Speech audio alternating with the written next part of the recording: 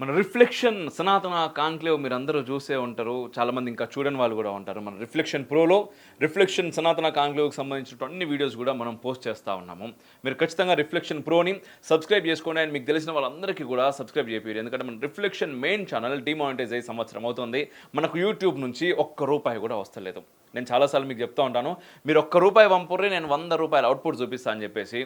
And reflection సనాతన కాంక్లో మన after demonetisation కూడా యూట్యూబ్ నుంచి మనకు ఒక్క రూపాయి రాకున్నా కూడా చాలా అద్భుతమైనటువంటి కార్యక్రమం ఏ స్థాయిలో చేసినామో మీరు అందరు చూస్తున్నారు. అండ్ మీ అందరి సహకారం వల్ల చాలా అద్భుతంగా హిట్ అయింది. అండ్ ప్రతి వీడియో కూడా మనం పోస్ట్ చేస్తాం అనమాట. ఫేస్బుక్లో కూడా లక్షల మంది చూస్తున్నారు. ఎట్ ది సేమ్ టైం యూట్యూబ్లో మనం కొత్త ఛానల్లో పెడుతున్నాం రిఫ్లెక్షన్ ప్రో.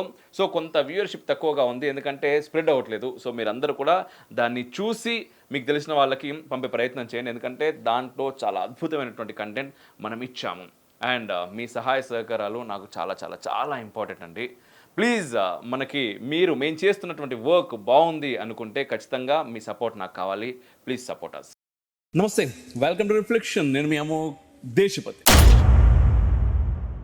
ఈరోజు ఒక సూపర్ గెస్ట్ వచ్చిరబ్బా. మీ అందరూ ఎంతెంతో ఎదురు చూస్తూ ఉంటారు. వీరితో ఎప్పుడు మనం ఒక ఇంటర్వ్యూ చేస్తామా అని చెప్పేసి. అండ్ గతంలో 2 ఇంటర్వ్యూలు చేసినాం, 2 కూడా ఎట్లా పోయినాయి అంటే కుదిపేసింది అన్నట్టు. అండ్ ఇప్పుడు మనం 3వ ఇంటర్వ్యూ చేస్తున్నాం. అయితే 3వ ఇంటర్వ్యూ చేయడానికి గతంలో 2 ఇంటర్వ్యూలు చేసినప్పుడు చాలా తెలుసుకోవాలని ఉంటుండే.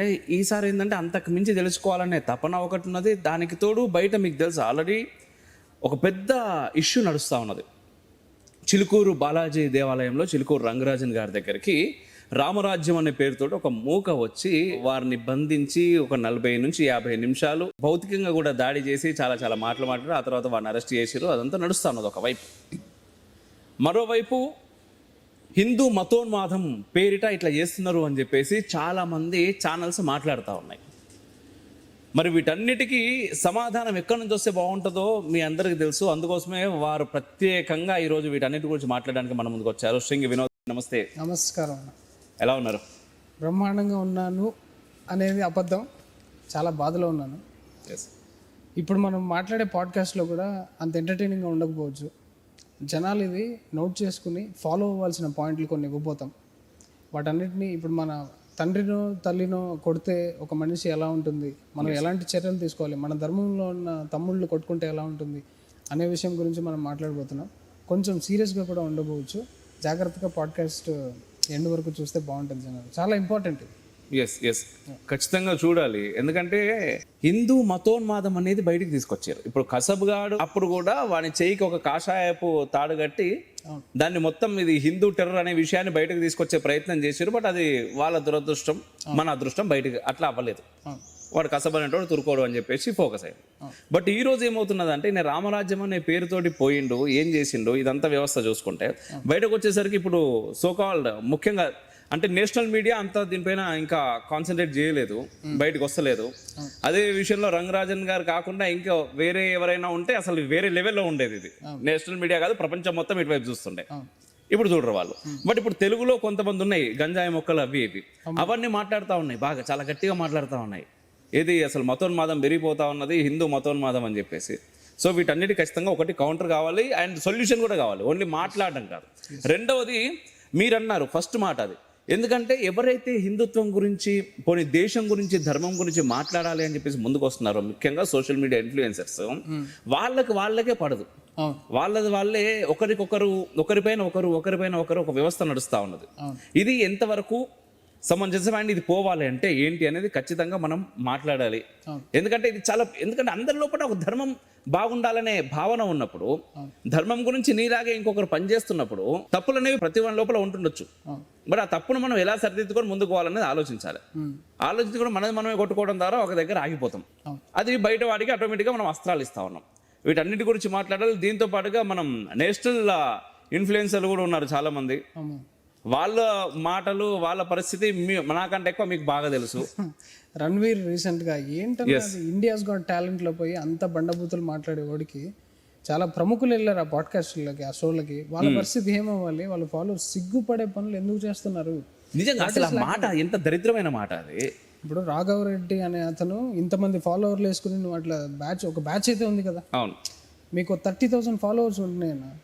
వేరే ఇంకొకటి వచ్చి ఆ 30,000 మందిని కన్ఫ్యూజ్ చేసి పడేస్తే అయిపోయింది. ఇంకా అది చాలా డేంజర్ అన్నది. నిజం. ఆ కన్ఫ్యూజ్ చేసేవాడు మళ్ళీ మన తమ్ముడు మన దాంట్లో ఉన్నాడే అవుతున్నాడు. మళ్ళీ వాడి మీద నువ్వు ఎట్లాంటి చర్యలు తీసుకోవాలి? ఇప్పుడు చూడండి, స్టార్టింగ్లో గంజాయి మొక్క ఛానల్స్ వీళ్ళందరూ కూడా ఇస్లామిక్ ప్రాపగాండా బుక్ని ఒకడు వెళ్ళి వీడియో తీసి క్వశ్చన్ చేస్తే ఆ ఎగ్జాంపుల్ తీసుకొని అది రాడికలిజం అంటున్నారు. అదే అన్న రాడికలిజం.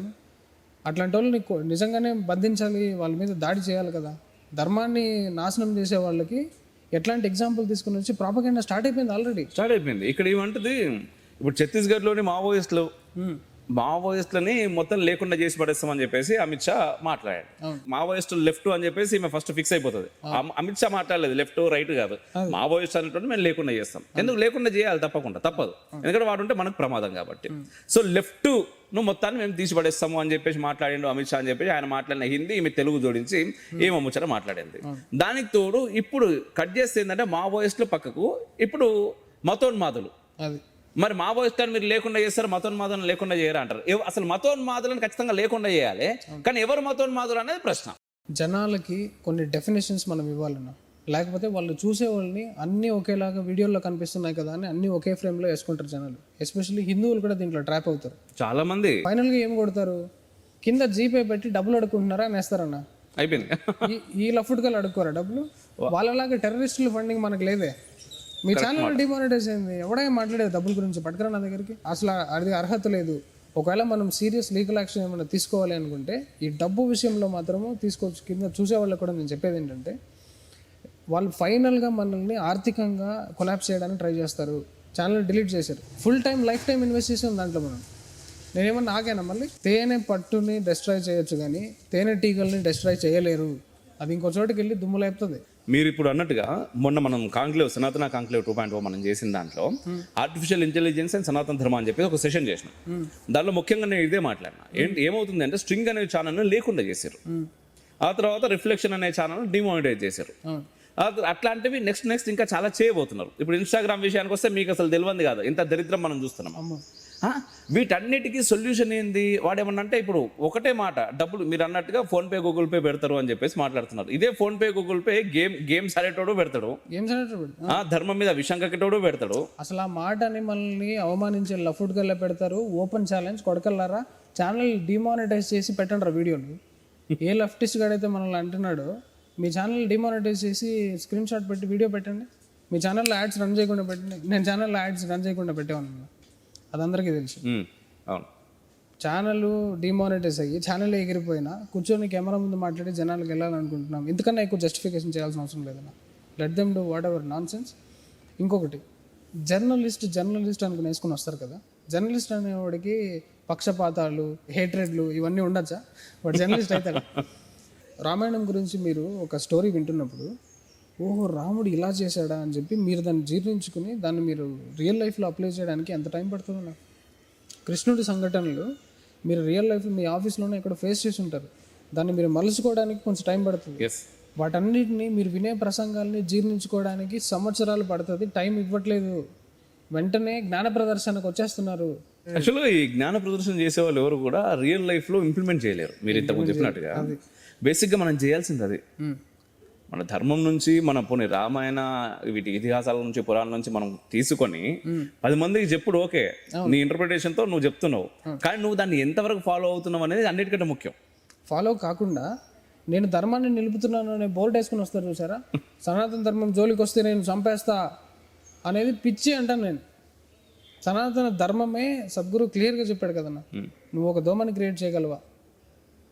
దోమని ఎందుకు చంపుతున్నావు? నువ్వు దోమనే చంపదంటాడు. అసలు ఇంకా మనిషిని నువ్వు చంపే అంత రేంజ్కి వెళ్తున్నావు అంటే నీ అర్హత ఏంటి? నువ్వేమన్నా రాముడా కృష్ణుడా? శివుడితో కమ్యూనికేట్ చేసి పాశుపశాస్త్రాలు తీసుకుని రావణుడిని నేను చంపగలనా లేదా అని శివుడిని అడుగుతాడు రాముడు. ఇదే మన అర్చకుల్ని వీళ్ళందరినీ కొట్టుకుంటూ వెళ్ళాడు రాముడు. కరెక్ట్. మనం టాపిక్ వచ్చేసినాం మెయిన్. మిగిలిన అన్ని విషయాలు చాలా ఉన్నాయి మాట్లాడాల్సినవి. బట్ అన్నిటికంటే ముఖ్యంగా వాళ్ళందరూ కూడా ఎదురు చూస్తున్నారు ఈ విషయం గురించి మీ దగ్గర నుంచి ఒక క్లారిఫికేషన్ రావాలని. ఫస్ట్ ఆఫ్ ఆల్ వీర రాఘవరెడ్డి చేసినటువంటి ఆ దౌర్జన్యం ఏదైతే ఉందో, ఆ భగవంతుని దయ వల్ల ఆయన్నే వీడియో చేసిండు. వాళ్ళ టీంకి సంబంధించినటువంటి ఏదో బ్లాగ్స్ ఒక అమ్మాయికి సంబంధించినటువంటి ఛానల్లో అది అప్లోడ్ చేశారు. అమ్మాయిల్ని వాడాడు. Okay, like George Soros techniques. దాంట్లో వారు ఏవైతే భౌతికంగా దాడి జరిగినటువంటి అవి ఉన్నాయో అవి మట్టు కట్ చేసి పెట్టారు. బట్ దాంట్లో దొరికింది ఏంటి అంటే మనోడు బయట ఉంటే మరి మిగిలిన వీడియో పెట్టకపోతుండే కావచ్చు, వాళ్ళ టీం కాబట్టి ఆ బ్రెయిన్ అంత ఉపయోగించలేదు. ఉపయోగించకుండా నెక్స్ట్ మళ్ళీ ఉగాదికి వస్తాము అని చెప్పేసి ఆయన బెదిరించినటువంటిది ఓన్లీ కొట్టిన మాటగా తీసేశారు. మిగిలిన అంతా పెట్టారు. ఆయన దొరికిండ్రు, లోపల వేసారు, తంతున్నారు. బట్ అక్కడ ఏంటంటే ఇదే వీరరాఘవరెడ్డి, ఆ తర్వాత ఇంకొక అతను కేడిఆర్ అని కూడా ఒక ఆయన ఒక యూట్యూబ్ ఛానల్ ఉంది. దాంట్లో ఒక వీడియో నాకు పంపించారనమాట చాలా మంది. అన్న ఏందన్న స్ట్రింగ్ వినోద్ అన్నతో ఉన్నారన్న వీళ్ళు అని చెప్పేసి. స్ట్రింగ్ వినోద్ అన్నతో ఉన్నారు అన్నప్పుడు నాకు సమాధానం తెలుసు, నేను చెప్పిన వాళ్ళకు. బట్ మీ ద్వారా సమాధానం కావాలి. అసలు వీరరాఘవరెడ్డి గారు, స్ట్రింగ్ వినోద్ గారు అసలు అదంతా చేపించిందే నేను అనేటోళ్ళు ఉన్నారు. ఆ వ్యవస్థ వెనక ఉండేదే నేను అంటున్నారు జనాలు. థంబ్నెయిల్ చూసి డిసైడ్ చేసే బ్యాచ్ అన్న ఇది. థంబ్నెయిల్లో ఇట్లా కెమెరా పెట్టుకుని ఏం తెలియదండి అయ్యా అని ఇట్లుంటుంది చూసారా, దాన్ని చూసుకుని ఈయన ఇట్లా చేతులు కట్టుకుని కూర్చోరండి చూసి ఈయన ఏదో సెక్స్ ర్యాకెట్లు దొరికిన రేంజ్లో చూస్తారు జనాలు. అట్లా చూసి ఆనందం పొందే వాళ్ళు ఉంటారు. జస్ట్ థంబ్నెయిల్ లోపల ఎంత వ్యవస్థ ఉంది, ఎంత మ్యాటర్ ఉంది అనేది వీళ్ళంతా అన్ని చూడరు వాళ్ళు. అన్ని పాడ్కాస్ట్లు నిజం దగ్గరికి అంత దగ్గరికి రారు. చెల్లె బ్యాచ్కి వస్తారు. మన బాలాజీ చిలుకూరు స్వామి అనుగ్రహం వల్ల ఇలాంటిది తక్కువ ఉంది. అంటే చిలుకూరు స్వామికి వచ్చిన సపోర్ట్ ఎక్కువ ఉంది, రాఘవరెడ్డికి తక్కువ ఉంది. సరే let's get in to the team. ఆయన మనతో ఉన్నప్పుడన్నా మనకి మనగుడి ఫౌండేషన్ అని ఒక టెంపుల్స్ ఆర్గనైజేషన్ ఒకటి ఉంది. దాంట్లో టెంపుల్స్ని పునరుద్ధరించే దాంట్లో కేడిఆర్ గారు కొన్ని కార్యక్రమాలు చేసేవాళ్ళు. నాకు వాళ్ళు ఫోన్ చేసి కేడిఆర్ గారితో కలుగు, ఇతనితో కొలాబ్ అయ్యి కొంచెం పని చేయండి. సరే కేడిఆర్ గారిని కలిసే మీటింగ్లో ఆయన రాఘవరెడ్డి గారిని తీసుకొచ్చారు. అట్లా తెలుసు నాకు. అదర్వైజ్ ఆయన త్యాగరాజు పాటలు ఇవన్నీ పాడేటప్పుడు అమ్మ ఏంద్రా ఇది అనుకుంటాం కదా మనం. తొలి పరిచయంలో మనకేం తెలుసు. ఆయన చెన్నై మ్యూజిక్ అకాడమీలో గోల్డ్ మెడలిస్ట్. నాకు చాలా రెస్పెక్ట్ ఉండేదన్న అప్పట్లో. ఆ పాటలు అవన్నీ పాడేటప్పుడు ఒకసారి స్టేజ్కి వెళ్ళినప్పుడు ఆయన మొత్తం హిందుత్వ వాళ్ళతోనే తిరిగేవాడన్న. చాలా మంది రిటైర్డ్ ఐఏఎస్లు వీళ్ళందరూ కూడా ఆయన ఫ్రెండ్స్. స్టేజ్లో మాట్లాడిపించేవాళ్ళు. ఆయన అనర్గళంగా ఇట్లా స్పీచ్ ఎత్తుకునేవాడు, త్యాగరాజు పాటలు పాడేవాడు. బాగుంది అక్కడ దాకా, లైఫ్ కూడా బాగుంది. ఎక్కడి నుంచి వచ్చిందో ఈ ఐడియా ఇవన్నీ కూడా మనం గోత్రం వీడియో ఇవన్నీ తీసినాం. ఆ కాన్సెప్ట్, ఆ వీడియోలో ఉన్న కాన్సెప్ట్ వరకు చాలా బ్యూటిఫుల్ కాన్సెప్ట్ ఇది. ఒక రెడ్డి అనే అతను మంగళోని చీప్గా చూస్తున్నప్పుడు ఆ మంగళోడు రెడ్డి ఒకటే గోత్రము, మీరు ఈక్వల్ గా చూడండి అని చెప్పే వీడియో అది. ఇదేంది ఇది ఇంత చీప్ యాక్టివిటీ. ఇది చేసిన తర్వాత ఆయన మీద నాకు రెస్పెక్ట్ పోయి పట్టుకుని తన్నేలాగా ఉంది. అది మొత్తం అందరినీ సిగ్గుచేటయ్యేలాగా చేశాడు నిజంగా. ఇప్పుడు ఆయన ఒక్కటి చేసినటువంటి దాంతో ఏమవుతుందంటే రామరాజ్యం అనే దాంతో వచ్చిండు. ఈయన జై శ్రీరామ్ అంటున్నాడు. జై శ్రీరామ్ అనేది రాడికల్ అనే దగ్గర తీసుకొచ్చారు. నార్మల్ గా ఇప్పటికీ ఒక ఫ్లైట్ లో గానీ, ఒక ఎయిర్పోర్ట్ లో గానీ, లేదా ఒక రైల్వే స్టేషన్ లో గానీ ఎవరైనా వచ్చి అల్లాహు అక్బర్ అని చెప్పేసి గట్టిగా మాట్లాడితే, గట్టిగా ఎవరైనా ప్రే చేస్తే మనం భయపడతాం. ఎందుకంటే భయపడే స్థితికి వచ్చినాం. అటువంటి సందర్భాలు చాలా చోట్ల జరిగినాయి. ఎందుకంటే మానవ బాంబులుగా ఫస్ట్ వాళ్ళు ప్రేయర్ చేసి పేల్చుకున్న సందర్భాలు చాలా ఉన్నాయి. బట్ ఈ రోజు ఏంటంటే వీళ్ళందరూ కలిసి ఏం చేస్తున్నారంటే జై శ్రీరామ్ను రాడికల్ గా తయారు చేసే ప్రయత్నం చేస్తున్నారు. మరి జై శ్రీరామ్ అనే పదంతో ఎక్కడ ఏం జరగలేదు. కానీ రామరాజ్యం అనే వీరు ఏదైతే స్థాపించేదో పెట్టుకొని ఇక్కడికి రావడం ద్వారా మొత్తం అన్నిటికీ అన్వయించి అదే అక్కడ మాట్లాడినాడు, అక్కడ ఎవరు మాట్లాడలేదు. సోకాళ్ళు ఇప్పుడు ఈ జనాలు ఎవరైతున్నారో ఈ గంజాయిలు ఇవెవ్వరు కూడా ఆ రోజు మాట్లాడరు. ఆ చర్య అవసరం లేదు. చర్యకు ప్రతిచర్య జరిగితే ఆ ప్రతిచర్య కూడా వీళ్ళకి అవసరం లేదు. ఒకే దృక్కోణంలో చూస్తారు. పోనీ ఈ రోజు రంగరాజన్ గారి ద్వారా జరిగినటువంటి ఇష్యూను, ఏం ఇష్యూ జరిగింది, ఇక్కడ ఏంటి ప్రాబ్లం అనే విషయం కూడా మాట్లాడలేదు. అక్కడ మాట్లాడేది ఒకటే, ఏంటంటే మతోన్మాదులు తయారైపోతా ఉన్నారు. అది కూడా ఎవరు హిందూ మతోన్మాదులే తయారవుతున్నారు. ఒక్క ఇన్సిడెంట్ జిహాదీ ఇన్సిడెంట్లు ఎన్ని అవుతున్నాయి ప్రపంచంలో, వాటన్నిటిని ఎక్కడికి పెట్టాలి. సరే ఇది మెంటలీ స్టెప్ బై స్టెప్ ఎలా దారితీసింది అంటే త్యాగరాజు పాటలే ప్రేరేపితుడని ఆయన. ఆయన పాపం త్యాగరాజు లోకంలోకి వెళ్ళిపోయాడు. సైకలాజికలీ అక్కడే ఉంటాడని ఆయన. నేను త్యాగరాజు బంటున్నాయా అని చెప్పుకుని వస్తాడు. త్యాగరాజు బంటున్నా అని చెప్పి నేను ఇంట్రో 2-3 వీడియోలు చూశాను. వారు అది చాలా బాగా పాడుతున్నాడు. పాటలు పాడడం బాగుంది, ఆయన చెప్పే విధానం బాగుంది. చాలా మంది ఇన్స్పైర్ అయ్యారు కదా దాంట్లో జాయిన్ అయ్యారు. అది ఇంతమంది జాయిన్ అవ్వడం ఒకటి. ఇంకోటి ఏంటంటే ఆ జాయిన్ అవ్వడంలో దాదాపు కమ్యూనిటీ అని చెప్పేసి రామరాజ్యం కమ్యూనిటీ వాట్సాప్ గ్రూపులు ఉన్నాయి. దాంట్లో ఏ జిల్లాకు ఆ జిల్లా గ్రూప్స్ ఉన్నాయి అన్నమాట. దాంట్లో ఎవడో సంబంధం లేదు, ఎవరిని పడితే వాళ్ళని యాడ్ చేసేసారు. హిందుత్వం గురించి పలానా కొంత పాజిటివ్ గా వీళ్ళు ఎవరైనా ఉన్నారు అంటే అట్లా ఉన్న వాళ్ళందరినీ యాడ్ చేశారు. యాడ్ చేసిన తర్వాత మొన్న ఒక ఆడియో క్లిప్ నాకు దొరికింది ఆ గ్రూప్ లో. ఏంటి అంటే ఒక ఆయన అసలు మేము దరిద్రులం అయ్యా, మేము ఆయన మాటలు నమ్మి దీంట్లోకి వచ్చినాం, కానీ రామరాజ్యంలో ఉన్న మా గ్రూపులో ఉన్నందుకే నాకు చాలా నాపై నాకే సిగ్గేస్తా ఉన్నది. అసలు వీళ్ళు చేసినటువంటి పని ఇంత దుర్మార్గము అది ఇది అని చెప్పేసి నేను అసలు స్వామివారి పైన అటువంటి దాడి జరిగింది. నేను ఎన్ని జన్మలు ఎత్తినా కూడా నేను ఈ పాపం నేను ఆయనతో ఉన్నందుకే, అట్లీస్ట్ ఆ గ్రూప్లో ఉన్నందుకే నేను ఈ పాపాన్ని తీర్చుకోలేను అని చెప్పి చాలా బాధపడుకుంటూ బయటకు పోతా ఉన్నారు చాలా మంది. అందరూ సిగ్గుపడే పని చేసిపోయాడు అక్కడ. అంత దారుణమైన కొట్టి నీకు డిఫరెన్సెస్ ఉంది మాట్లాడాలి ఎట్లంటే, ఫస్ట్ నువ్వు వెళ్ళి మాట్లాడడము ఓకే అన్న, సనాతన ధర్మం కూడా సపోర్ట్ చేస్తుంది. దాన్ని గొడవ దాకా తీసుకెళ్ళినా కూడా ఓకే. మళ్ళీ క్లారిఫికేషన్, వీడియో తీసి అప్లోడ్ చేసేది ఏంటి అంటే నీ అజెండానే మారిపోతుంది కదా. అక్కడ వీడియో తీసి నువ్వు ఆ జనాలకు అప్లోడ్ చేస్తున్నావు అంటే నీ మైండ్ వేరేలాగా కరప్ట్ అయిపోయి ఉంది, డిఫర్మేషన్ ఉంది దాంట్లో, వ్యవస్థను కొలాప్స్ చేయాలని ఉంది, అంటే కంప్లీట్ సనాతన ధర్మానికి అగేన్స్ట్గా ఉంది. సింపుల్ క్లారిటీలా ఒక స్నిపెట్ లాగా జనాలకు ఇచ్చేది ఏంటంటే, అందరూ రకరకాలుగా సిఎస్ రంగరాజన్ గారు ముస్లిం అదేదో గోవు దానం చేశాడు అనే వాళ్ళందరికీ కూడా ఒకటే పాయింట్, సనాతన ధర్మాన్ని సపోర్ట్ చేస్తుంది ఎవరు, దానికి అగేన్స్ట్గా వెళ్తుంది ఎవరు, క్లియర్గా గమనించండి. రంగరాజన్ స్వామి చిన్నప్పటి నుంచి కూడా అర్చక వ్యవస్థలో సనాతన ధర్మమే ఆయన రక్తం. అక్కడ ఇక్కడ కొన్ని ఇన్సిడెంట్లు సపోర్ట్ చేసింది, అది కూడా సనాతన ధర్మంలో శాంతి నెలకొల్పడానికి చేసినవి ఉంటాయి. ఈయన ఏం చేశాడు, కంప్లీట్ అగేన్స్ట్ కదా ఇది. జై శ్రీరామ్ రామరాజ్యం పేరు పెట్టుకుని వచ్చి అచ్చకునే సనాతన ధర్మాన్ని సపోర్ట్ చేసేవాడిని కొడితే అది ఎట్లా ధర్మం అవుతుంది? అండ్ ఇక్కడ ఇంకొక విషయం ఏంటి అంటే, గతంలో కూడా ఈ వ్యక్తి చాలా మంది దగ్గరికి వెళ్ళి బెదిరించాడు అనేది మనకు వినిపిస్తూ ఉంది. నన్నే కొలాప్స్ చేయడానికి ట్రై చేశాడన్న, ఇది ఖచ్చితంగా మాట్లాడాలి. ఎందుకంటే మీరు హైదరాబాద్ నుంచి పూర్తి స్థాయిలో అంటే స్ట్రింగ్ అనే ఆఫీస్ హైదరాబాద్ నుంచి వేరే దగ్గరికి షిఫ్ట్ అవడంలో ఎవరు కారణము ఏంటి? ఎందుకంటే మనం గతంలో ఫస్ట్ పాడ్కాస్ట్ చేసినాం, పాడ్కాస్ట్లో చాలా విషయాలు మాట్లాడాం మీ పర్సనల్ లైఫ్కి సంబంధించి. కానీ స్ట్రింగ్ ఛానల్ విషయానికి వచ్చేసరికి కొన్ని విషయాలు మనం మాట్లాడకపోతేనే బాగుంటుంది అనుకున్నాం ఆ రోజుల్లో. ఎందుకంటే మీకు ఉండేటటువంటి థ్రెట్స్ ఆ సమయంలో చాలా ఎక్కువగా ఉండేవి. సో మనం ఎక్కడ ఆఫీస్ ఉంది అనే విషయాన్ని కూడా మనం బహిర్గతం చేయొద్దు అని ఆ రోజు మనం ఇంటర్వ్యూలో కూడా మాట్లాడలేదు. కానీ ఈ రోజు నేను అడగాలనుకుంటున్నాను సీరియస్గా, ఎందుకంటే స్ట్రింగ్ అనేటటువంటి వ్యవస్థ ఈ రోజుకి కూడా స్ట్రింగ్ వినోద్ ఫలానా విషయం గురించి మాట్లాడితే బాగుంటుంది, స్ట్రింగ్ వినోద్ దీనిపైన స్ట్రింగ్ వినోద్ యొక్క అభిప్రాయం ఏంటి అని చెప్పేసి దేశం మొత్తం కూడా స్టిల్ ఎదురు చూస్తున్నారు. ఒక వ్యక్తి ఒక ఛానల్ డిలీట్ అయిపోయిన తర్వాత దాదాపుగా 2 సంవత్సరాలు అవుతుందా? 1.5 year దాటింది. 1.5 year దాటిన తర్వాత కూడా నార్మల్గా అయితే ఏదైనా ఒక యూట్యూబ్ ఛానల్, ఎందుకంటే ఎంత కంటెంట్ ఉంది మనకి యూట్యూబ్లో, విపరీతమైన కంటెంట్ ఉంటుంది. సో వీడు కాకపోతే ఇంకోటి రా అని చెప్పేసి చూస్తారు. అలా అని కాకుండా స్టిల్ ఈ రోజుకి 1.5 సంవత్సరం తర్వాత కూడా స్ట్రింగ్ వినోద్ ఏం మాట్లాడుతున్నాడో తెలుసుకోవాలి అనేటటువంటి జనాలు ఉన్నారు అక్కడ. మరి అంతమంది ఉన్నప్పుడు ఒక వ్యవస్థ ఒక ఛానల్ పోయింది, తర్వాత ఇంకో ఛానల్ ప్రయత్నం చేసినా అది గట్టిగా నిలబడలేదు. తెలుగు డిఫరెంట్ లాంగ్వేజెస్ 4 సార్లు చేసామన్నా. మొత్తానికి బ్యాన్ అనేది నా ఆడియో విజువల్, నా మొహానికే బ్యాన్ ఉందనేది అర్థం చేసుకుని కోర్టులో వేసాం. కోర్టుది ఇంకా 11 months నుంచి నడుస్తూనే ఉంది. దానికి కూడా మనకి స్టేట్ గవర్నమెంట్ సపోర్ట్ రాకపోవడం వల్ల అది అవుతుంది. ఇది కాన్స్పిరసీ అనేది పుడుతున్నాయి అన్నమాట. ఓకే, ఛానల్ ఇంత ఎక్స్పోజ్ చేసిన ఛానల్ అంటే కొంతమంది మాట్లాడుకుంటారు, జార్జ్ సారోస్ నుంచి వీడికి మెటీరియల్ వచ్చింది, సారోస్ నేను ఎక్స్పోజ్ చేసిన మెటీరియల్కి భయపడి ఛానల్ డిలీట్ చేయించాడు, ఇది జార్జ్ సారోస్ వినోద్ సపోర్ట్ ఉన్నాడు కాబట్టి స్టేట్ గవర్నమెంట్ సపోర్ట్ చేయట్లేదు. ఎట్లుందో చూడండి, గవర్నమెంట్ సపోర్ట్ చేసి ఉంటే, మనకి బీజేపీ వాళ్ళు మనకి సపోర్ట్ చేసి ఉంటే ఇట్లాంటి కాన్స్పిరసీలన్నీ పుట్టుకుండా ఉంటాయి. వాళ్ళ చేయరు మనకి. మళ్ళీ మనం ఐటీ సెల్, ఇది ఒక దరిద్రం, మహాదరిద్రం ఇది. బీజేపీ ఐటీ సెల్, అరే అమ్మా జీవితం. నా అప్పుడప్పుడు అనిపిస్తూ ఉంటుంది, ఎవరన్నా బీజేపీ వాళ్ళు ఇట్లా చూసి అరే మన వాళ్ళు అనుకుంటున్నారు కదా, పోనీ వాళ్ళు అనుకోకున్నా సరే కానీ జనాలు అనుకుంటున్నారు కదా, నెలకి ఇన్ని పైసలు ఇస్తే ఈ పేటీ మీరు అన్నట్టుగా ఫోన్ పేలు వినిపే ఏం లేకుండా ప్రశాంతంగా ఇంకా ఎక్కువ పని చేస్తాం. వాళ్ళని మనం మార్చలేమన్నా. ఫస్ట్ పాయింట్, స్ట్రింగ్లో ఏం జరిగిందన్న దానికి వస్తే ఖచ్చితంగా అది కావాలి. ఇది మనం ఫస్ట్ చేసిన వీడియోలో ఉన్న గ్యాప్స్ అన్నిటిని ఫిల్ చేస్తుంది. చాలా మంది కొంతమంది అన్న అతన్ని మాట్లాడినివ్వు అన్న వాళ్ళందరికీ కూడా ఇప్పుడు మాట్లాడుతున్నా వినండి. నన్ను అన్నారు కదా చాలా మంది, వినోదాన్ని మాట్లాడించాను, నన్నువే మాట్లాడినివ్వు కాదు.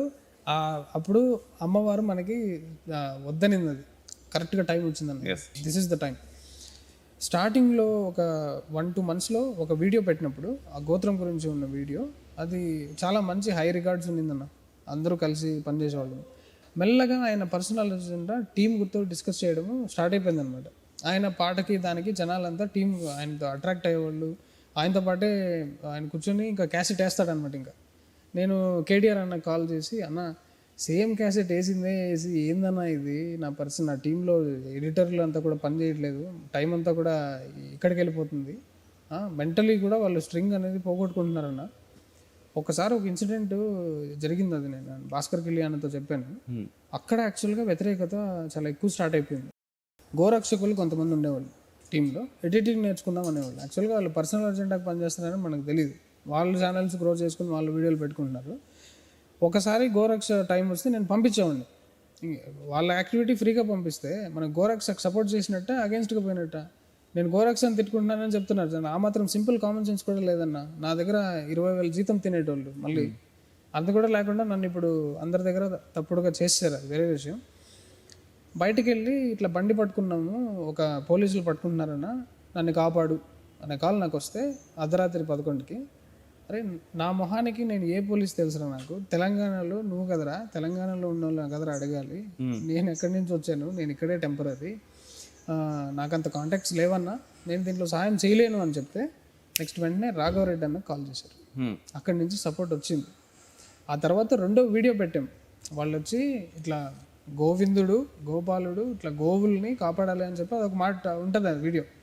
ఆయన సపోర్ట్ రాగానే ఇక్కడ సైకలాజికలీ అసలు వినోద్ ధర్మానికి ఏం చేస్తున్నాడు, గ్రౌండ్లో దిగి పని చేయట్లే, గ్రౌండ్లో దిగి చేస్తుంది ఈయన, వాన్ సైడ్ పోదాం, రాఘవరెడ్డి సైడ్ పోయారు అందరు. రాఘవరెడ్డి అన్న సైడ్ పోయి టీంలో ఆల్మోస్ట్ ఎట్లయిపోయింది, అరే నేను ఎక్స్ప్లెయిన్ చేసుకోవాలి, నేను ఎడిటింగ్ రా, నేను అసలు మనం నరేషన్ ఇప్పుడు రంగరాజన్ గారు ఇలా కూర్చున్న దాని గురించి, ఆయన ఛత్రపతి శివాజీ లాగా పిచ్చోడితో మనం పెట్టుకుంటే శరీరం పోతుంది. ఆల్రెడీ 2-3 దెబ్బలు పడిన తర్వాత ఎక్స్ట్రా నువ్వు మాట్లాడకు ఎక్కువ మాట్లాడితే ఈగోయిస్ట్ కొట్టినా కొడతాడు. అంత వీక్ మనిషి, పెద్ద ఆయన దెబ్బ తలకి ఆయన కన్ను మనకు చూస్తే మనకు అర్థం కావట్లేదు. కన్ను మొత్తం పాపం ఏం చెప్పి గోత్రం గురించి ఆయన ఆన్సర్ చేశారండి. నేను ఆన్సర్ ఆయన సమాధానం చేసిండు, నువ్వు ఎట్లా చేస్తున్నావు అంటే నేను యాజ్ పర్ రాజ్యాంగం ప్రకారం నేను చేస్తాను ఆయన మాట్లాడుతున్నాడు. నిజంగా ఆ విషయంలో వారిని ఒప్పుకోవచ్చు. అంతమంది గుమికూడిన తర్వాత వాళ్ళని చూస్తే అర్థమవుతుంది వీళ్ళు ఏదన్నా ఏది చేయడానికైనా సిద్ధంగా ఉన్నారు రాబాయ్ అని. ఆయన కింద కూర్చోబెట్టి మాట్లాడుతుంటే కింద ఉన్న తర్వాత కూడా నీ లెక్క తుపాకులు పట్టుకొని రమ్మన్నారా అది అని చెప్పి ఆయన అంత గట్టి వాయిస్ మాట్లాడంటే అసలు హ్యాట్స్ ఆఫ్ అన్న. అక్కడ ఆయన గెలిచాడన్న. ఆయన కూర్చుని కూడా ఇట్లా కూర్చుంటే మాత్రం ఓడిపోయినట్టు కాదు. సో అది అర్థం కాని జనాలకి మనం ఏం చెప్పినా, ఇప్పుడు నేను నా 8 బ్యాచ్ ఇది చూస్తున్నా కూడా భలే సమర్థించుకుంటున్నాడు రా వినోద్ గారు అనుకుంటాడు. అప్పుడు నేను పడిన అవస్థ అంతా ఇంత కాదన్న. నువ్వు ఆయన పట్టుకుని వచ్చి ఏం మాట్లాడినా ఎత్తుకోవడమే గోత్రం కాన్సెప్ట్ వేసుకుంటాడు. ఆయన మైండ్లో ఉన్నది ఒకటే క్యాసెట్. నేను ఎంత చేశానన్న, నా గురించి నేను ఎక్కడ చెప్పుకోవాలి, జనాలు ఆల్రెడీ తెలుసు. స్ట్రింగ్ గురించి డబ్బా కొట్టాల్సిన అవసరమే మనకు లేదు. జార్జ్ సరోస్ కాడి నుంచి ఒక్కడికైనా ప్రపంచంలో జార్జ్ సరోస్ కాడి గురించి తెలుసా? నేను వెళ్ళే ర్యాబిట్ కోల్ 10 నిమిషాలు వీడియో ఉన్నా, స్క్రిప్ట్ ఇస్తా వేరే ఎవరికైనా, ఇండియాలో ఉన్న కంటెంట్ క్రియేటర్ ఎవరికైనా, ఇంత వైరల్ చేయమని, దానికి సినిమాటిక్ ఎడిటింగ్ అన్ని రకాలుగా చేసి, అది వర్క్ కాదా అది? సరే నీకు కనబడట్లేదు రా భయ్, నువ్వు మైండ్ వాష్ అయినావు, నువ్వు మైండ్ బ్రెయిన్ ఏంటంటే వర్క్ అంటే అనేక రకాల పనులు ఉంటాయి. ఎంతసేపు నువ్వు గ్రౌండ్లోకి వెళ్ళే చేయాలి అంటే, ఇప్పుడు గ్రౌండ్లో మాట్లాడే వాళ్ళు ఎప్పటి నుంచో ఉన్నారు, ఈ రోజున కాదు, ఎప్పటి నుంచో ఉన్నారు. కానీ ఏమవుతుందయ్యా అంటే మన దరిద్రము, మన బానిసత్వపు భావజాలము, మన ఎడ్యుకేషన్ సిస్టము, అనేక ఫ్యాక్టర్స్ ద్వారా గ్రౌండ్లో ఉన్నోడికి విషయం తెలియదు. ఇంటెలెక్చువల్ పాయింట్స్ నీకు తెలియకుండా నువ్వు ఒకటి వచ్చిండు మీదికి వచ్చిండు, నీ మీదికి ఒకటి కొట్టడానికి వచ్చిండు, వన్ ఫస్ట్ ఆఫ్ ఆల్ నువ్వు కొట్టుడు కాదు కదా నీది, నువ్వు మాటతోటి అన్నిటికంటే పవర్ఫుల్ మీడియం ఇది. ఇప్పుడు మనం చెప్పిన రంగరాజన్ గారిని ఎక్స్ప్లెయిన్ చేసిన పర్స్పెక్టివ్, ఆయన గెలిచాడు, కూర్చుని కూడా గెలిచాడు అంటే 1,00,000 మంది ఎవరైతే ఈయన వేస్ట్ అనేవాళ్ళు ఇట్లా తిరుగుతారు. వాస్తవం, వాళ్ళకి ఇది అర్థం, ఇది చాలా ఇంపార్టెంట్. కూర్చుని మాట్లాడడం కాదు ఇది, అది ఎంతో అనలైజ్ చేసి దాంట్లో నుంచి వచ్చే మాటలు జనాలకి అర్థమయ్యేలాగా చెప్పాలనే ఇంటెన్షన్తో వచ్చే మాటలు అవి. నీకు గుర్తుపడట్లేదు, సరే పక్కనతో. వాడు ఏమంటున్నాడు, గోరక్ష చేసే మన బాయ్స్కి నేను ఆఫీస్లో కూర్చోబెట్టి జీతం ఇచ్చి అన్నం పెడుతుంది, అది గోరక్షని సపోర్ట్ చేసినట్టు కాదా? నన్ను గోరక్షని సపోర్ట్ చేయట్లేదు అనేలాగా వెళ్ళిపోయారు అలా ఒక ఇన్సిడెంట్తో. అయిపోయింది, ఇంకా మొత్తం ఆఫీసు ఇట్లా డివైడ్ అయింది. సగం మంది ఆయన రావడము, నన్ను చీప్గా చూడటము, నా మాటకి వాల్యూ లేకుండా పోయింది. ఇలాంటి స్టాఫ్ని పెట్టుకుని నేను ఎలా ముందుకెళ్ళాలి? ఒక తెనాలి ఆర్కే ప్రాజెక్ట్ తప్ప అప్పుడున్న ఆ టైంలో, ఆ సంవత్సరం మొత్తంలో నేను ఏది చేయలేకపోయాను. అన్న 1 month అయింది వీడియో రావట్లే, మెసేజ్ పెట్టాడు. ఎంతసేపు ఈ సైకలాజికల్ నాన్సెన్స్ ఒక్కొక్కరిని సెట్ చేయడానికి మనం చెప్పాం. అన్న వీళ్ళని మేనేజ్ చేసే ప్రాసెస్లో నేను ఒక సైకియాట్రిస్ట్ అయి ఉండొచ్చు అన్న, ఒక బోర్డు పెట్టుకోవచ్చు అని చెప్పిన, అదొక వ్యాపారం అయ్యేది. అంత మోటివేట్ చేసేవాళ్ళు. నేను మోటివేట్ ఇన్ ద సెన్స్ నన్ను నేను ఎక్స్ప్లెయిన్ చేసే స్టేజ్లో పెట్టినాను నా స్టాఫ్ పిచ్చే కింద. అసలు వెళ్ళగొట్టినా నేను మొత్తం 13 మందిని వద్దురా, ఇక్కడ ఉంటే నేను నిజంగా ఎర్రగడ్డకు పంపిస్తారు వీళ్ళు, నన్ను పిచ్చోని చేస్తారు వీళ్ళు. ఈ యూనిఫామ్ మీద శంకు చక్రాలు ఉండాలి. ఇప్పుడు ఆ యూనిఫామ్ నక్సలైట్ యూనిఫామ్ వచ్చింది చూసారా, అవును. వాటి డిస్కషన్లంతా కూడా జనాలు ఎట్లా డిజైన్ చేయాలి, ఒక సైన్యం ఇట్లా తయారు చేద్దాము అనేవన్నీ అంటే మీతో డిస్కస్ చేస్తారా ఇట్లా రామరాజ్యం అని చెప్పేసి మనం ఒక సంస్థను క్రియేట్ చేసి వీళ్ళందరినీ తీసుకొద్దాము? ఫస్ట్ ఆ చిత్తూరు జిల్లాకి నన్ను రాజుని చేస్తానన్నాడు.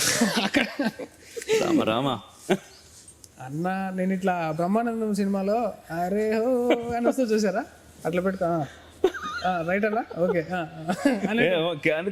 చిత్తూరు జిల్లాకి ఎందుకు మిమ్మల్ని రాజు చేయడం? అక్కడ రామరాజ్య స్థాపకుడిని నేను. చిత్తూరు జిల్లాలో మా వీడియోలు చూసింటారు కదా, ఒక్కొక్క వీరికి వెళ్ళి భగవద్గీతలో 18 ప్రకారం ప్రమాణ స్వీకారం చేపిస్తూ ఉంటాడు అందరినీ. అవన్నీ చూడలేదు నేను ఇంకా. ప్రమాణ స్వీకారం చేపిస్తూ ఉంటాడు. చాలా ఊర్లకి రాజులు ఉన్నారు ఇప్పుడు ఆల్రెడీ. రామరాజ్యంలో బేసిక్ ఏంటంటే కొంతమందితో మన వాళ్ళు మాట్లాడారు, ఆ గ్రూప్స్ లో ఎవరైతే ఉంటారో వాళ్ళకి కాల్ చేసి మాట్లాడుతున్నప్పుడు అన్న బేసిక్ గా రామరాజ్యం అనగానే మేము ఏదో అనుకుని జాయిన్ అయినామన్నా. ఆ తర్వాత ఏంటి అంటే ట్రైనింగ్ బీనింగ్ అనేసరికి నీ ట్రైనింగ్ మాకు వద్దురా స్వామి అని చెప్పి వదిలేసిన వాళ్ళు కొంతమంది ఉన్నారు. కొంతమంది ట్రైనింగ్ అన్నా సరే ముందుకు వచ్చినామన్నా. వచ్చిన తర్వాత ఏంటంటే ఆ వ్యవస్థ, ఆ దేవాలయాల చుట్టూ తిరిగి ఆ మాటలు అవి కొంత నచ్చలేదన్నా మేము బయటకు వచ్చినామని కొంతమంది ఉన్నారు. ఇంకొంతమంది ఏంటి అంటే మొన్న చిలుకూరు ఇష్యూ చేసిన తర్వాత అన్న అసలు ఇటువంటి వ్యక్తులతో మేము ఉన్నామా అని చెప్పేసి మా పైన మాకే అసహ్యం ఇస్తున్నది, నిజంగా మమ్మల్ని క్షమించరు అన్న, మేము ఓన్లీ ఆ గ్రూప్ లో ఉన్నాం తప్ప ఏ రోజు గ్రూప్ లో ఉన్నాం. రామరాజ్యం అనగానే ఒక రాముడు అంటే ఎవరన్నా మనకు ఫీల్ ఉంటది కదన్నా. నేను అందుకే స్పేస్ ఇచ్చాను ఆయనకి. ఆ రామరాజ్యము అనే మాటలకి ఆయన పాటల కన్నా మనం ఆర్టిస్టులు అన్నా, మనం ఎస్పెషల్లీ కంటెంట్ చూస్తామన్నా, జనాల్లోకి ఆయన చెప్పే లాజిక్లు భగవద్గీతని కాన్స్టిట్యూషన్ని కలిపి చెప్పేవి ఉంటాయి. Really he has got talent అనుకున్నాను నేను. అందుకనే మనం స్పేస్ ఇచ్చాము, వీడియో చేసాము.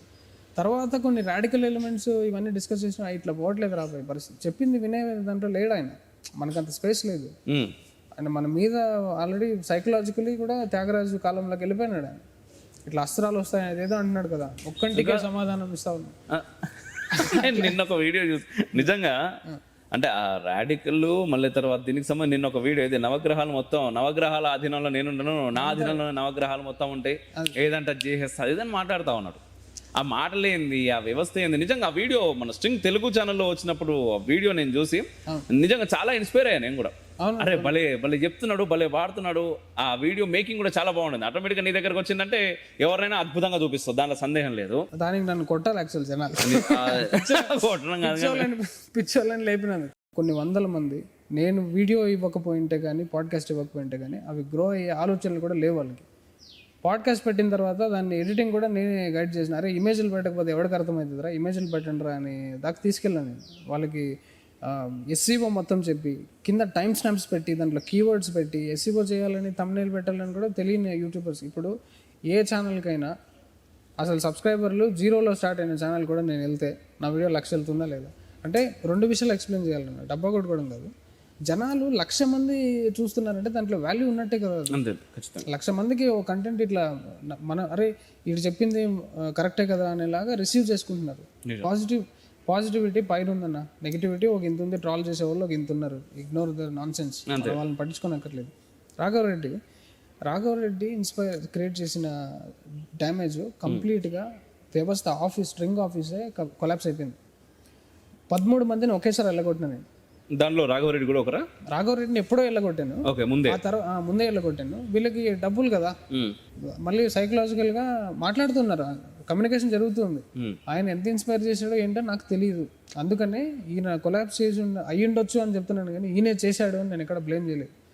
మనం ఎక్కడన్నా మాట్లాడుతుంటే అది ఆవేశంతో వచ్చింది అంటే కానీ అది ఫ్యాక్చువల్లీ రాంగ్. అది నా సస్పిషన్. అది ఏం జరుగుతుంది అని అనుకుంటాము. ఆఫీస్ కొలాప్స్ అవడం అనేది మామూలు మ్యాటర్ కాదు కదా, మామూలు విషయం కాదు. అందులోనూ అంత ఎదిగినటువంటి ఆఫీస్, మిగిలిన ఏదో నడుస్తలేదు పోయింది అంటే అది వేరే, కానీ మంచి అన్ని రకాలుగా బాగున్నప్పుడు అదే మా డౌట్. తెనాలి ఆర్కే రాసిన రైటర్ని బ్రాహ్మిన్, కేవలం ఆయన బ్రాహ్మిన్ కాబట్టి ఇక్కడ ఉన్నదంతా బ్రాహ్మిన్ హేటెడ్. గమనించండి, ఇక్కడ ఉన్నదంతా బ్రాహ్మిన్. మాట వినట్లే, వినడం నేర్చుకో మహాత్మా, వినడం నేర్చుకో, నువ్వు వినడం రాదు మీకు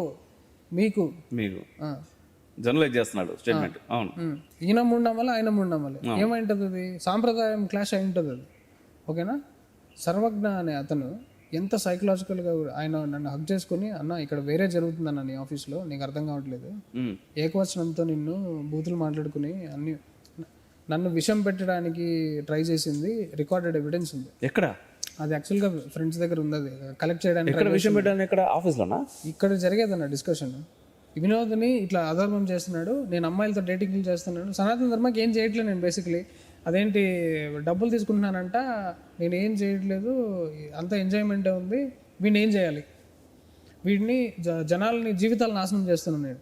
కంపెనీ నుంచి వెళ్ళగొడితే వాడి జీవితం నాశనం చేసినట్టంట, జాబ్ ఇచ్చి వెళ్ళగొట్టాడు. వాడు ఇప్పుడు నన్ను చంపేయాలి. అట్లా అది నా మీద అటాక్కే దారి తీసింది. 2 అటాక్లు అయినాయి, అది మీకు కూడా తెలుసు. అన్ఫార్చునేట్లీ అది చేపించింది మనోళ్ళే అని అనుకుంటున్నాను. కన్ఫామ్గా మనకు తెలియదు కదా, వాళ్ళ మొహాలు లేదు. నెంబర్ ప్లేట్ లేకుండా ఉండే బండి వేసుకుని వచ్చినాడు అన్నవాడు కారులో ఉంటే. ఎనిమి బ్యాచ్లో ఆల్మోస్ట్ ఒక 20 మంది వెంటాడేవాళ్ళు అనమాట. అమ్మవారి కృప, చిటికిన వేలు కూడా డ్యామేజ్ కాకుండా మనం ఎస్కేప్ అయినాం. దాని గురించి మళ్ళీ నేను ఎక్కడ నిద్రలేపదలుచుకోలేదు. బికాజ్ రంగరాజన్ గారు ఏమన్నారు, కేసు పెట్టడానికి కూడా 2 రోజులు ఆలోచించాడు ఆయన. మన వాళ్ళే కదా అని. ఆయనకి నాకు నచ్చిన ఆ పాట పాడుతుంటే ఎక్కడ నేర్చుకున్నా అడుగుదాం అనుకున్నానయ్యా. ఎట్లుంటుంది చూడండి, అది మన వాళ్ళు అనే ఫీలింగ్ అంత ఉంటుంది. సెన్స్ బ్యాలెన్స్ అంటే అది. నేను అనుకున్నాను, బచ్చాగాళ్ళు, నాకు ఒకసారి కళ్ళు నీళ్ళు వచ్చింది, వీళ్ళని పంపించేస్తే వీళ్ళు ఎక్కడ పిల్లలు ఏమవుతారో అని. 10-20 వేలు అప్పట్లో మనం చూసుకోవచ్చు కదా, పని ఉంది కదా చేయడానికి అట్లని చెప్పి. ఎక్కడ వాళ్ళ పేర్లు కూడా ఇప్పుడు కూడా ఒకటి పేరు కూడా నేను చెప్పట్లేదు. అవును, జరిగిన ఇన్సిడెంట్ చెప్తాను. డెప్త్లోకి వెళ్తే చాలా డ్యామేజ్ జరిగిందన్న, చాలా అంటే చాలా డ్యామేజ్. అయితే ఎంత డ్యామేజ్ జరిగితే మీరు ఆఫీసే చేంజ్ చేసుకుంటారు ఇక్కడ నుంచి. 5 years నేను కష్టపడి ఎక్కడి నుంచో డౌన్లోడ్ చేసి పర్చేస్ చేసిన టెంప్లెట్స్ అండ్ వీడియో ఎలిమెంట్స్ని ఇట్లా హార్డ్ డిస్క్లో కాపీ చేసుకుని పోయారు. చేసుకునే వాళ్ళు ఇంకో ఛానల్ కూడా పెట్టారన్న. సేమ్ ఇదే నా దగ్గర నుంచి నేర్చుకున్న కాన్సెప్ట్స్. అరే నా దగ్గర 6 months ఎవడన్నా ఉంటే ఫిల్మ్ ఎడిటర్ అవుతారన్న. కొంతమంది ఆల్రెడీ సినిమాలకు పనిచేస్తున్నారు, నా దగ్గర ట్రైన్ అయిన వాళ్ళు editors, professional VFX artist. 3D గేడి అంతా నేర్చుకున్నది ఎట్లా వచ్చేది వీడియోలు, టెంపుల్స్ వీడియో కానీ ఏదైనా పోయినారు. ఇట్లా నాకు తెలిసి రాఘవరెడ్డి అన్న ఎడిటింగ్ టీంలో కూడా వీళ్ళు ఉంటారు, మన వాళ్ళు ఉంటారు బేసిక్. అదే మొన్న రీసెంట్గా ఎవరు అంటున్నారు, కాదయ్యా బాబు ఆయన వీడియోలు చూస్తున్నావు, కొన్ని వీడియోలకు అసలు ఎడిటింగ్ క్వాలిటీ అది కూడా మామూలుగా లేదు, చాలా బీభత్సంగా చేస్తున్నారు అనగా నువ్వే గుర్తుకొచ్చినావు ఓపెన్గా. సారీ, ఎందుకంటే మీకు ఎడిటింగ్ క్వాలిటీ అనగానే ఫస్ట్ ఎవరికైనా కనిపించే స్ట్రింగ్ ఉండేటటువంటి క్వాలిటీ ఎక్కడ ఉండదు. ఆయన ఇక్కడ కొన్ని రోజులు చేసిపోయింది కదా, మరి ఇక్కడ నుంచి ఎవరైనా జనాలు ఉంటారన్న, నాకు తెలియదు. కానీ ఆ వ్యవస్థ డబ్బులు 20,000 రూపాయలు అంట జీతం ఒక్కొక్కడికి. అదే ఈ సైన్యానికి 5,000 మంది సైన్యం కావాలంట. 5,000 మంది సైన్యంలో వాళ్ళకు ఉండేటటువంటి రిక్వైర్మెంట్ ఏంటి అంటే 2 కిలోమీటర్లైనా ఉరకగలగాలి, 5 కిలోమీటర్లైనా నడవగలగాలి. వాళ్ళకి మనిషికి 20,000 రూపాయల జీతం.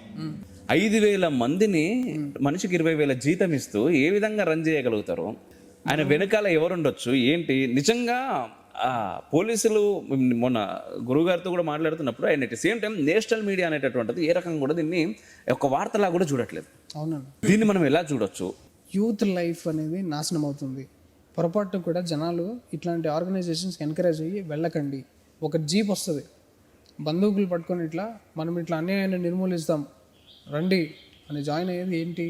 నక్సలైట్ బ్యాచ్, ఎర్ర జెండా కమ్యూనిస్ట్ బ్యాచ్. దానికి ఇప్పటికీ సమాజంలో నెగిటివ్ ఇంప్రెషనే ఉంది. కమ్యూనిస్ట్ అంటే ఏంటి డిఫైన్ చేద్దాం. ఈ డెఫినేషన్స్ చాలా ఇంపార్టెంట్ అండి. ప్లీజ్, మీరు 100 కోట్లు సంపాదించారు, నేను వస్తావు జెండా పట్టుకొని, నువ్వు 100 కోట్లు సంపాదించి సమాజానికి ఏం చేసినావు ఇచ్చేయి. ఎట్లుంటుంది? నీకు మనసు పుట్టి జనాల మీద ప్రేమ పుట్టి నువ్వు ఇవ్వాలి, కానీ కంపల్సరీ ఇవ్వాలి. నువ్వు ఇవ్వకపోతే నిన్ను వేస్తావు మాట్లాడితే ఎట్లుంటుందన్న? ఇది కమ్యూనిస్ట్ బ్యాచ్, జెండాలు పట్టుకుని. ఇప్పుడున్న కమ్యూనిస్టులు ఇట్లే ఉన్నారన్న అందరూ. వీళ్ళ బ్యాచ్లోకి ఎందుకు జాయిన్ అవ్వాలి నేను? పోనీ ఆ జనాలకు ఇవ్వమన్నా బాగానే ఉంటుంది, జనాలకు కూడా ఇవ్వమంటలేరు వీళ్ళు ఇప్పుడున్న కమ్యూనిస్టులు. అయితే అదే జరిగింది అక్కడ. రంగరాజన్ గారి దగ్గరికి వెళ్ళి ఈ పలానా గోత్రం తీసుకొచ్చి నువ్వు నాకు మనిషిని ఇవ్వు అంటే జనాలు అక్కడ మెటీరియల్ అండ్ సబ్జెక్ట్ చూస్తున్నారు. దాంట్లో మళ్ళీ అబ్బో ఈయనకి ఎన్ని ఐపీసీ సెక్షన్లు తెలుసు, సెక్షన్లు తెలుసు రా బాగానే ఉంది. నీకు గురువు ఎవరు? నీకు ఏ గురువు గైడెన్స్లో ఉన్నావు నువ్వు? రాములంతటి వారికి వశిష్ఠ గురువులు ఉన్నారన్న. సాందీపాన్ని శ్రీకృష్ణుడు గురువు తర్వాత కదా శ్రీకృష్ణుడు అంతటి వాడు అయ్యాడు. ఆ గైడెన్స్ ఆయన చెప్తేనే కదా ఆయనకు. బేసిక్గా సెక్షన్ల పరంగా కూడా ఆయనది ఒక వీడియో, పాత వీడియో ఒకటి వైరల్ అవుతుంది ఇప్పుడు, మన వాళ్ళందరూ కూడా అప్లోడ్ చేస్తున్నారు. ఏంటి అంటే పలానా జిల్లా కలెక్టర్ని మేము కస్టడీకి తీసుకున్నాం, మీరు ఎవరికో పోలీస్ ఆఫీసర్కి కాల్ చేసి మీరు వీరిని అరెస్ట్ చేయండి అని చెప్పి మాట్లాడుతున్నప్పుడు పోలీస్ ఆఫీసర్ చాలా బాగా మాట్లాడాడు తనతో. అంటే వారికి తెలుసు కదా సెక్షన్స్ అనేది, ఏ సెక్షన్ కింద అది అంటే ఏదో నా 40 ఏదో సెక్షన్ అనుకుంటే ఏదో చెప్తా ఉన్నాడు. పీనల్ కోడ్ 876 అన్నది మనం ఎక్స్ప్లోర్ చేసి చూసాము. దాని ప్రకారంగా ప్రైవేట్ అరెస్టులు చేయొచ్చు అనేది కొన్ని ఉంటాయి, బట్ దాన్ని ఇంకా డీటెయిల్గా చాలా ఉంటాయి. ఈయన ఆయన అదే అంటాడు పోలీస్ ఆఫీసర్, నువ్వు డీటెయిల్ గా చదువు ఆయన ఫస్ట్. ఎవరిని పడితే వాడిని నువ్వు అరెస్ట్ చేయడానికి పిఎంను సీఎంను తీసుకొచ్చి అరెస్ట్ చేయమని కాదు అది చెప్పింది.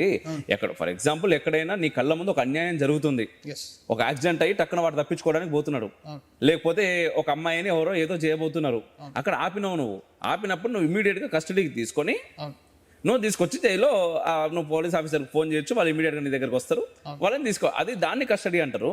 నువ్వు అట్లని చెప్పేసి నువ్వు పిఎంను సీఎంను ఎవరిని మళ్ళీ ఇంకోటి రాజ్యాంగము ఆర్టికల్స్ ఇవన్నీ తప్పు పూర్తి స్థాయిలో వ్యతిరేకిస్తాడు ఈయన.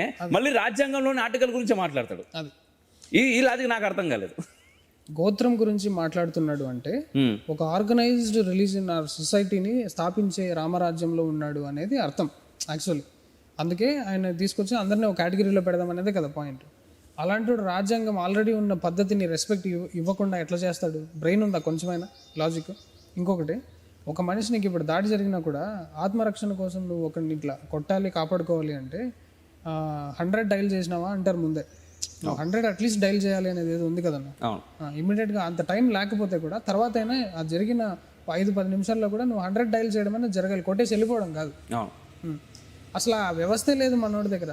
సద్గురు అంతటి వాడు కొట్టాలంటే ఎంతమందిని కొట్టలేపేసిండు ఆయన దగ్గర ఉన్న ఫండ్స్కి. ఆయన ఏం చేస్తున్నాడు, ఇంతమందిని కలుపుకుని ఒక వ్యవస్థ, పోలీస్ వ్యవస్థ అనేది దేశవ్యాప్తంగా ఉన్నప్పుడు వాటిని నువ్వు కరెక్ట్ చేసి లూప్ హోల్స్ ఆ వ్యవస్థని స్థాపిస్తూ వెళ్ళాలి. కానీ కంప్లీట్గా అగెన్స్ట్ అయితే మాఫియా అవుతావు అంతే. By definition naxalite. బేసిక్గా చాలా గొప్ప మాట చెప్పారు. ఇప్పుడు వీళ్ళందరూ కూడా నేను చెప్పాలనుకుంటున్నది అదే, ఎవరైతే ధర్మం గురించి మనం ఏదో చేద్దాం అనుకుంటున్న వాళ్ళందరూ కూడా సిస్టమ్కు ఆల్టర్నేట్గా ఇంకో సిస్టమ్ క్రియేట్ చేసుడు కాదు, ఈ సిస్టంలోకి రండి. ఈ సిస్టంలోకి వస్తే ఖచ్చితంగా నువ్వు పని చేయగలుగుతావు, పని మార్చగలుగుతావు, ధర్మం గురించి ఏదంటే చేయగలుగుతావు. అంత ఓపిక ఎక్కడ ఉంది? మేము కరెక్ట్ చేయలేము. గన్స్ డోంట్ నీడ్ ఆర్గ్యుమెంట్స్ అనే సినిమాలు తీస్తారు, అవన్నీ ఇన్స్పైర్ అయిపోతారు. Take him to the custody అట. ఈడెవడు రాబోయే అసలు రంగరాజన్ గారికి ఆ పరిస్థితిలో ఎలా ఉంటుంది? ఆయన 3 రోజులు అన్నం తినలేదంటే ఎట్లుంటుంది ఆలోచన. మనం ఆ రోజు నుంచి మాట్లాడుతున్నాం. నిజంగా సీరియస్గా ఎంత బాధ అంటే, నిజంగా మీరు ఇంతకుముందు చెప్పినట్టుగా బయటికి ఫస్ట్ ఇమీడియట్గా జిలేబీ గురించి మనం చేసేద్దాము అంటే వారు అన్నమాట మీరు ఇంతకుముందు అన్నట్టుగా అది వాళ్ళు పాపం ఏదో ధర్మం అంటున్నారు నానా, పోని వాళ్ళని మనం ఎందుకు వాళ్ళని అరెస్ట్ చేయించి అది ఇది చేయించి మనం ఎందుకు వాళ్ళని అనవసరంగా మనం చేయడం, వాళ్ళు ఏమో కూర్చోబెట్టి ఏదైనా మాట్లాడే ప్రయత్నం చేద్దామా, లేకపోతే ఎందుకంటే ఒక్క వ్యక్తి కాదు, ఒక వ్యక్తి ద్వారా ఒక 25 మంది, మళ్ళీ దానికి చాలా పెద్ద వ్యవస్థ ఉంది. ప్రతి జిల్లాలో జనాలు ఉన్నారంట వాళ్ళకి. ఇంతమంది జనాలు వాళ్ళ బ్రెయిన్స్ అన్ని పాడైపోతున్నాయి. ఏం లేదు, ఏముంది ఒకరికి అదే కదా ఇంతకుముందు చెప్పినట్టుగా అడవిలో అన్నలు చిన్నప్పుడు చూస్తూ ఉంటే ఏదో సినిమాలో ఉంటుంది, మా తల్లి పోయినప్పుడు అన్న వస్తాడని చూసినా రాలేదు, మా తండ్రి పోయినప్పుడు అన్న వస్తాడని చూసినా రాలేదు, మా అన్న చివరికి పోయినప్పుడు చూసినా రాలేదు, మా చెల్లి పెళ్లి కోసం చాలా కష్టపడ్డా పెళ్లి కట్నం కట్టలేదని చెప్పేసి పెళ్లి కాలేదు, అప్పుడు అన్న వస్తాడని చెప్పినా రాలేదు, మరి ఎప్పుడు వస్తాడయ్యా అన్న అని చెప్పేసి అడవిలో అన్న కాపాడుకోనికే సరిపోతలేదు, ఇంకా నీకు బయట సమాజం గురించి ఏం మాట్లాడతాడు అన్న వచ్చి. ఇప్పుడు ఈ వ్యవస్థలు అంతే, ఇట్లాంటి దరిద్రపు కొట్టిది అయినప్పుడు ఏమవుతుందంటే, ఇప్పుడు 25 మంది ఉన్నారు, 25 మందిని బొక్కలు వేస్తారు. ఆయన బొక్కలు ఖచ్చితంగా వేస్తారు. వేసిన తర్వాత ఏం చేస్తారు, దీనికి ఇంకా ఎవరెవరు ఉన్నారు వెనకాలని చెప్పేసి చూస్తారు, ఖచ్చితంగా చూస్తారు. చూసి మళ్ళీ వాళ్ళందరినీ తీసుకొస్తారు. దీని ద్వారా ఏ ధర్మానికి ఏమన్నా ప్రయోజనం ఉన్నదా? అసలు అందరూ పెద్ద నేషనల్ ఇష్యూ అయిపోయి లెఫ్టిస్ట్లకి కంటెంట్ అయ్యి ఇన్ని రోజుల నుంచి ఎంతో మంది ఇన్ఫ్లుయెన్సర్లు కావచ్చు, గ్రౌండ్ లెవెల్లో పనిచేస్తున్న వాళ్ళు కావచ్చు, నాయకులు కావచ్చు, ఏదో ఒకటి క్రియేట్ చేస్తున్నారు. ఒక ధర్మము దేశము అనే వ్యవస్థ, సనాతన ధర్మానికి సంబంధించి చాలా మంది నార్మల్ వ్యక్తులు కూడా మాట్లాడగలుగుతున్నారు, ఈరోజు గొంతు విప్పగలుగుతున్నారు ధర్మం గురించి ఏదైనా గ్లాని జరిగినప్పుడు. అదంతా ఒక్క దెబ్బకు మేము కొలాప్స్ చేస్తాము అనే టైప్లో సిగ్గుపడే పని చేశాడన్న. ఆయనతో పాటు ఉన్న వాళ్ళు కూడా ఈయనతో పాటు మేము లేమని చెప్పుకునేలాగా అయిపోయింది అది. ఇప్పుడు ముఖ్యంగా ఆయన గురించి పక్కన పెడితే వారిని సపోర్ట్ చేస్తున్న వాళ్ళకి మీరు ఏం చెప్తారు? కొంతమంది ఉన్నారు నిజంగా. ఫస్ట్ ఆయనతో పాటు ఉన్న సైన్యానికి ఏమైందో చూడండి. పిల్లలు ఏమీ తెలియని వాళ్ళు జెండాలు పట్టుకొని, ఆ వయసు 20-30 కూడా ఉంటుంది, లేడీస్ ఉన్నారు, అరెస్ట్ అయ్యి జైల్లో ఉన్నారు. ఓకేనా? ఆ ఎగ్జాంపులే ఇది ట్రెండ్స్ మీకు సెట్ అవ్వాలి. మీకు మైండ్లో ఎంత ఆయన కరెక్ట్ చేసాడని అనుకున్నా, ఎస్ ధర్మ సంస్థాపన చేయాలి అని మీకు లోపల ఉన్నా, చేసే విధానం ఇది కాదు, 100% ఇది కాదు. రంగరాజన్ గారు చేస్తుంది కరెక్ట్ పద్ధతి అన్న. కొంచెం కాంప్లికేటెడ్ సబ్జెక్ట్ ఇది. ట్రావెన్కోర్ కింగ్డమ్, ఇట్లా 8 కింగ్డమ్స్ ఉంటాయి కదా మన దగ్గర. పద్మనాభ స్వామి టెంపుల్లో ఏం జరిగిందన్న దాని మీద వాళ్ళు ఇచ్చిన విశ్లేషణ ఉందన్న. దేశం మొత్తంలో ఎవడు పనిచేయట్లేదన్న. కాన్స్టిట్యూషనల్ రామరాజ్యం కోసం చేస్తున్నారు వీళ్ళు. ఆ January 22 ఎందుకు పెట్టారు రామరాజ్యం, రామ మందిరము అనేదానికి కూడా ఒక సిగ్నిఫికెన్స్ ఉంది. అంటే సెంట్రల్ గవర్నమెంట్ కూడా ఈయన చెప్పిన లైన్స్లో పనిచేస్తున్నారు. ఈ ఆంధ్రప్రదేశ్ పిటిషన్ సమ్ బోర్డుకి వీళ్ళు పవన్ కళ్యాణ్ గారితో మాట్లాడారు మొన్న, రంగరాజన్ గారు. ఏం పని చేయట్లేదని ఎట్లా అంటారన్న ఆయన్ని? అర్చకం చేసుకుంటూ ఆయన సమాజ సేవ అసలు ఆయన చేసింది ఏం చేయట్లేదు. Let me give some detail. Deity rights అనేదాన్ని అవును. బ్రిటిష్ గవర్నమెంట్ ఎలా హ్యాండిల్ చేస్తుంది అనేదాన్ని తీసుకున్నారు ఫస్ట్. బ్రిటన్లో అంట ఒక రాజు ప్రమాణ స్వీకారం చేసేటప్పుడు ప్రొటెస్టెంట్ క్రిస్టియన్స్కి నేను కాపాడుతాను అని ప్రమాణ స్వీకారం చేయాలంటున్నా. లెట్ హిమ్ బి ఎనీబడి, దాంట్లో రకరకాల క్రిస్టియన్స్ ఉంటారు కదా. ప్రొటెస్టెంట్ క్రిస్టియన్స్ని నేను వాళ్ళ హక్కుల్ని నేను ఉల్లంఘించను, వాళ్ళని ఏం చేయను అని ప్రమాణ స్వీకారం తీసుకుంటారు. వ్యవస్థ ఎలా సెట్ చేస్తారో చూడండి. మీకు రాజ్యాంగంలోనే అది ఉన్నప్పుడు జనాలకి ఎంత హెల్ప్ అవుతుంది అది. బ్రిటన్ వ్యవస్థ నీకు అలా ఉన్నప్పుడు అక్కడి నుంచి కాపీ కొట్టిన వ్యవస్థ కొంచెమైనా మంది ఉంది కదా. దీంట్లో అఖండ భారత్ హిందుత్వ సనాతన ధర్మం ఉన్నదానికి ఏమైనా ఉందా అని చూస్తే లేదు. పాకిస్తాన్లో శారదా పీఠం మీద దాడులు జరిగినప్పుడు దాన్ని క్వశ్చన్ చేసేవాడు లేడు. ఇవన్నీ గమనించారు ఆయన. డైటీ రైట్స్ అనేది తీసుకురావాలి అని పద్మనాభ స్వామి జడ్జిమెంట్ని, ట్రావెన్కోర్ జడ్జిమెంట్ని ఎగ్జాంపుల్గా తీసుకుని పద్మనాభ స్వామి రాజు డైటీ అయ్యాడు. రాముడు కూడా మనకి రాజు, ఇక్కడ భూమి మీద నడిచిన రాజు. ఆయన డైటీ, ఈ రాజ్యం మొత్తం డైటీవి అనేది కోర్టులో పరిగణించాలా, తీసుకోవాలన్నా అది చాలా కష్టం. గాడ్ని డిఫైన్ చేయమంటారు కాన్స్టిట్యూషన్లో. దాన్ని ఎలా డిఫైన్ చేస్తారు? ఆయన సౌందరరాజన్ గారు, ఆయనకు దండం పెట్టాలి. ఆయన చేర్చిన పాయింట్స్ ఇవన్నీ గాడ్ డెఫినేషన్ రాజ్యాంగబద్ధంగా. ఆయన అందుకే ఎప్పుడు రాస్తూ ఉంటారు, devotion above politics, devotion above గోత్రం అన్నది. చెప్పాలంటే డివోషన్కి గోత్రం లేదు. ఇప్పుడు రేపు పొద్దున్న ఒక సన్యాసి వస్తాడు, నీ పేరేంటి ఎట్లంటే మాయమ్మ అంటాడు. ఎట్లా ఈ పేరు నువ్వు ఏ గోత్రంలో చేరుస్తావు చెప్పరా, నాకు చెప్పరా, నువ్వు చెప్పరా ఏ గోత్రంలో చేరుస్తావు? రంగరాజన్ గారు అదే మాట. ఎంత ఆవేశం ఉంటుంది. బాలాజీ అనే స్వామిని చిన్నపిల్లోడిలాగా ఆయన ఫ్యామిలీలో ఒక మెంబర్ లాగా చూసుకునే వ్యవస్థ. పద్మనాభ స్వామిని కూడా అక్కడ అట్లే చేశారు. డెఫినేషన్ అంటే ధర్మ డెఫినేషన్ ఎక్కడి నుంచి తీసుకున్నారంటే, రాముల వారు రంగనాథ స్వామిని విగ్రహాన్ని పూజించారు. ఆ పూజించినప్పుడంట ఆయన తన సొంత పిల్లోడిలాగా చూసుకునేవాడంట. దేవుడు వచ్చి ఇట్లా మాయమంత్రాలు చేసి నిన్ను ప్రొటెక్ట్ చేసేయడం కాదు, నువ్వు దేవుణ్ణి ఎలా, అది ధర్మము, డెఫినేషన్ ఆఫ్ ధర్మ. అంటే కాన్స్టిట్యూషన్కి ఇదే కదా కావాలి, యాక్ట్ ప్రకారంగా కావాలి. నువ్వు దేవుడితో ఏం చేయాలి, దేవుడు నీకు ఏం చేయాలి అనేది వీళ్ళు ఇచ్చారు, కాన్స్టిట్యూషన్లో లేదు అది. తర్వాత శ్రీరంగం ఎగ్జాంపుల్ తీసుకుంటారు మళ్ళీ. శ్రీరంగంలో గుడి కొట్టినప్పుడు ఆ బ్రాహ్మణులు వాళ్ళంతా ఏం చేశారంటే కొన్ని సంవత్సరాలు ఆ విగ్రహాన్ని గుండెకి అత్తుకుని కాపాడారు, ఊర్లో తిప్పారు. తిరుమలలో కూడా ఉండింది, రంగనాథ స్వామి మండపం ఉంది అక్కడ కొన్ని రోజులు. మళ్ళీ తీసుకొచ్చి శ్రీనాథ్ అంటే దేవుణ్ణి మనం ఎలా చూసుకుంటున్నాము అనేది డైటీ రైట్స్ అన్నది. ఆ డైటీ కొన్ని రైట్స్ ఉంటాయి. ల్యాండ్ రెవెన్యూ, ఆ ల్యాండ్ రెవెన్యూలో కొన్ని 40% మాకు ఇవ్వాలి అని ఆ కన్యాకుమారి పద్మనాభ స్వామి ట్రావెన్కోర్ జడ్జిమెంట్ అదే. దాన్ని సెట్ చేసి శబరిమలలో కోర్టుని ఆపుతున్నారన్న, అసలు కోర్టుని ఆపే రేంజ్కి వెళ్తున్నారు అసలు మనం. అది రామరాజ్య స్థాపన కాదా అన్న జడ్జిమెంట్ వ్యతిరేకంగా తీసుకొస్తే ఆ విషయం మాట్లాడే ప్రయత్నం కూడా చేశారు యాక్చువల్గా వీళ్ళతో. అంటే వారు నిజంగా ఎంతమంది రంగరాజన్ గారు కొంత ప్రయత్నం చేశారు వాళ్ళతో మాట్లాడడానికి, అంటే వీడేమైనా వింటాడా అని చెప్పేసి. కానీ ఒక్కసారి వీళ్ళు వినరు అనే విషయం ఆయనకు అర్థమైన తర్వాత వదిలేశాడు. బక్కోని నేను దొరికిన కూర్చున్నారు. ఇంకా that is the best thing to do. ఏం లేకపోతే ఇంకా మళ్ళీ రేపు పొద్దున ఆయన ఉండడు. సో ఇలాంటి విషయాలు చాలా మందికి తెలియదు. ఆ సబ్జెక్టే చాలా మందికి తెలియదు. చీఫ్ జస్టిస్ వెంకటాచలపతి గారికి తప్ప వేరే ఎవరికి అర్థం కూడా కాలేదంట వీళ్ళు చెప్పిన పాయింట్స్. అంత పెద్ద డిస్కషన్ ఉంది అక్కడ. దాన్ని మనం ఇట్లా పాడ్కాస్ట్లో డిస్కస్ చేసేది కూడా కాదన్న అది. దాన్ని కూర్చొని నేనే ఇంకా స్టడీ చేయాలి, చాలా రికార్డ్ చేసుకుని వచ్చాను. నిజంగా మొన్న వెళ్ళినప్పుడు చిలుకూరు వెళ్ళినప్పుడు రంగరాజన్ గారి తమ్ముడు గారు వాడు కూడా ఇదేంతా డిస్కస్ చేశారు. మెయిన్ సబ్జెక్ట్ ఆయన అంటుంది ఏంటి, ఆయన బాధపడుతుంది.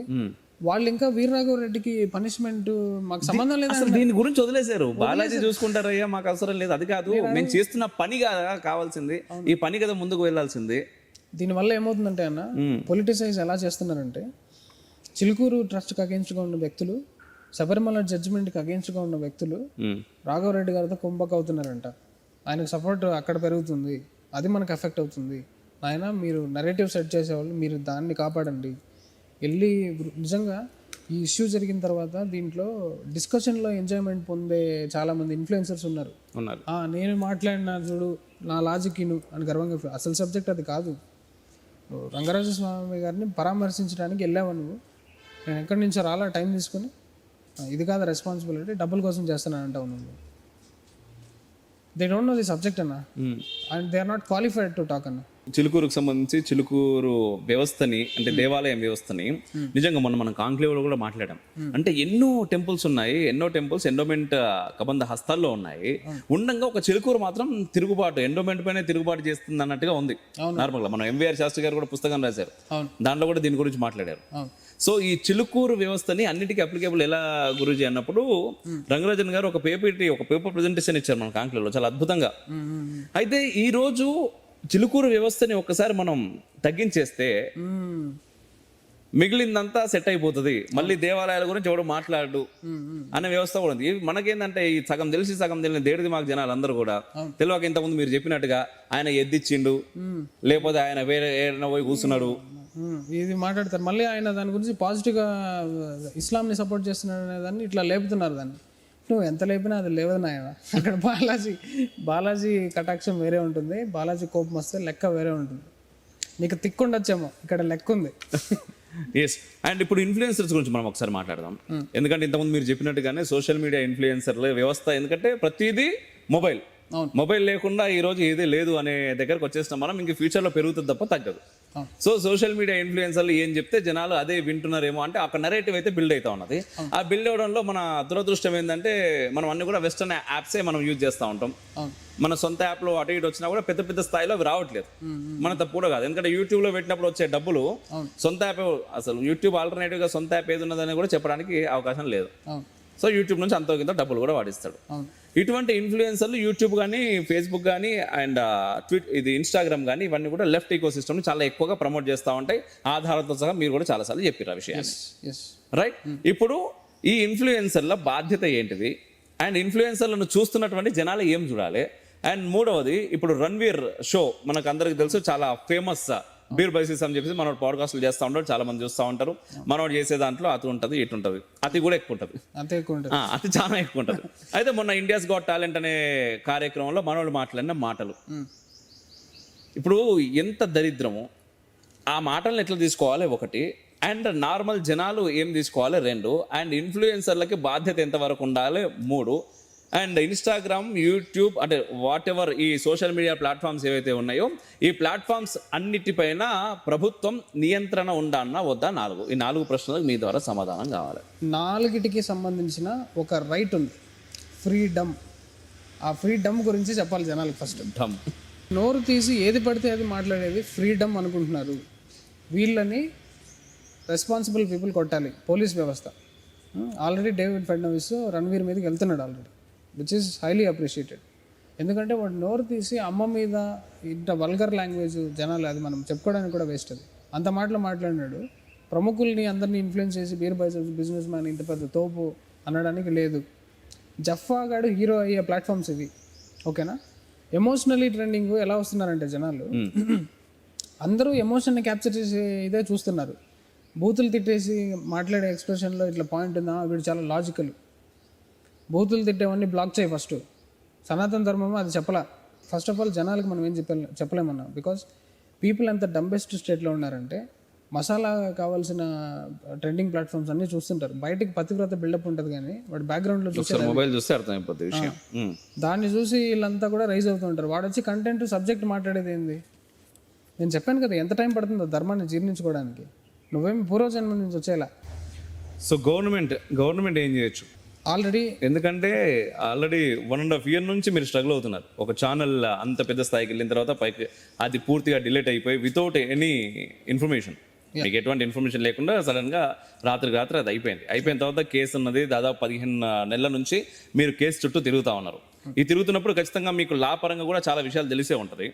And at the same time government అసలు ఏదైనా చేయొచ్చా, చేయాల్సిన అవసరం ఉన్నదా, లేకపోతే ఇట్లనే యథేచ్ఛగా వేరే దేశాల నుంచి తయారై, ఎందుకంటే ఏదైనా కూడా డాటా ఇప్పుడు నెక్స్ట్, ఎందుకంటే ఏఏ వస్తుంది, ఏఏ ఆల్రెడీ వస్తుంది కూడా కాదు. ప్యారిస్ ఏఏ సమ్మిట్లో ప్రధాని మోదీ కూడా మాట్లాడారు. ఒక చిన్న ఎగ్జాంపుల్ ఇచ్చారు వారు.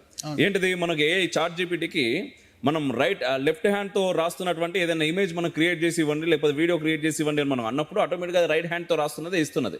ఎందుకంటే ఎక్కువ మంది డేటా అనేది రైట్ హ్యాండ్తో రాస్తున్న వాళ్ళే ఉంటారు. ఎట్ ది సేమ్ టైం ఇక్కడ కూడా నేను మొన్న కాంక్లేవ్ కూడా మాట్లాడినాం మనం, ఏది రామాయణం పైన లేకపోతే భగవద్గీత పైన కృష్ణుడి మీద నాకు జోకులు ఇరా బాబు అంటే ChatGPT నుంచి చాలా జోక్స్ వచ్చేస్తూ ఉంటాయి. ఎన్ని జోకులు అంటే అన్ని జోకులు అది పంపిస్తూ ఉంటుంది. బట్ మహమ్మద్ ప్రవక్త గురించి కానీ లేదా యేసుక్రీస్తు గురించి కానీ మనం అడిగినప్పుడు అది ఇవ్వట్లేదు. ఎందుకంటే బికాస్ ఆఫ్ డేటా వాళ్ళు క్రియేట్ చేస్తున్నారు, వాళ్ళ డేటా అట్లుంటుంది కాబట్టి దాని పరంగానే మన దేశంలో కూడా నడుస్తూ ఉన్నది. అండ్ ఈరోజు సోషల్ మీడియా అన్నప్పుడు నెక్స్ట్ ఏఐ వస్తుంది అన్నప్పుడు ఇంకా అటువంటి డేటాతో ఏఐ ఒకవేళ రన్ అవుతే ముందుకి, ఏఐ అంటే ఒకటి ఫీడ్ చేసిన డేటా, ఎస్ ఎవడో ఫీడ్ చేసింది నిజాలు ఎట్లా అవుతుంది, వాడి కంపెనీ అవుతుంది. కానీ అది గూగుల్ ఏఐ కావచ్చు, వాడు వెనకాల పని చేసేవాడు ఏది ఫీడ్ చేస్తే అది అవుతుంది. దాన్ని తీసుకుని నువ్వు నిజం అనుకోవద్దు. Google, YouTube, Facebook, Wikipedia, Instagram ఇవన్నీ కూడా జాబ్ సోర్సెస్, డేటా సోర్సెస్ కాదు. ఒకటికి జాబ్ ఇచ్చి వాడి కంపెనీ వ్యవస్థ అది. నీ దగ్గర నుంచి కూడా డబ్బులు తింటారు. యూట్యూబ్ మన దగ్గర నుంచి 60% రెవెన్యూ తీసుకొని ఓన్లీ 40% ఇస్తుంది నీకు యాడ్ రెవెన్యూ. నువ్వు వాడికి డబ్బులు ఇస్తున్నావు. నువ్వు ఇవి జాబ్ సోర్సెస్. ఇది ఇన్ఫర్మేషన్ గూగుల్లో నాకు కావాలని తెలుసుకునేది కాదు. అది ఇన్ఫర్మేషన్ సోర్సెస్ వేరే ఉంటాయి.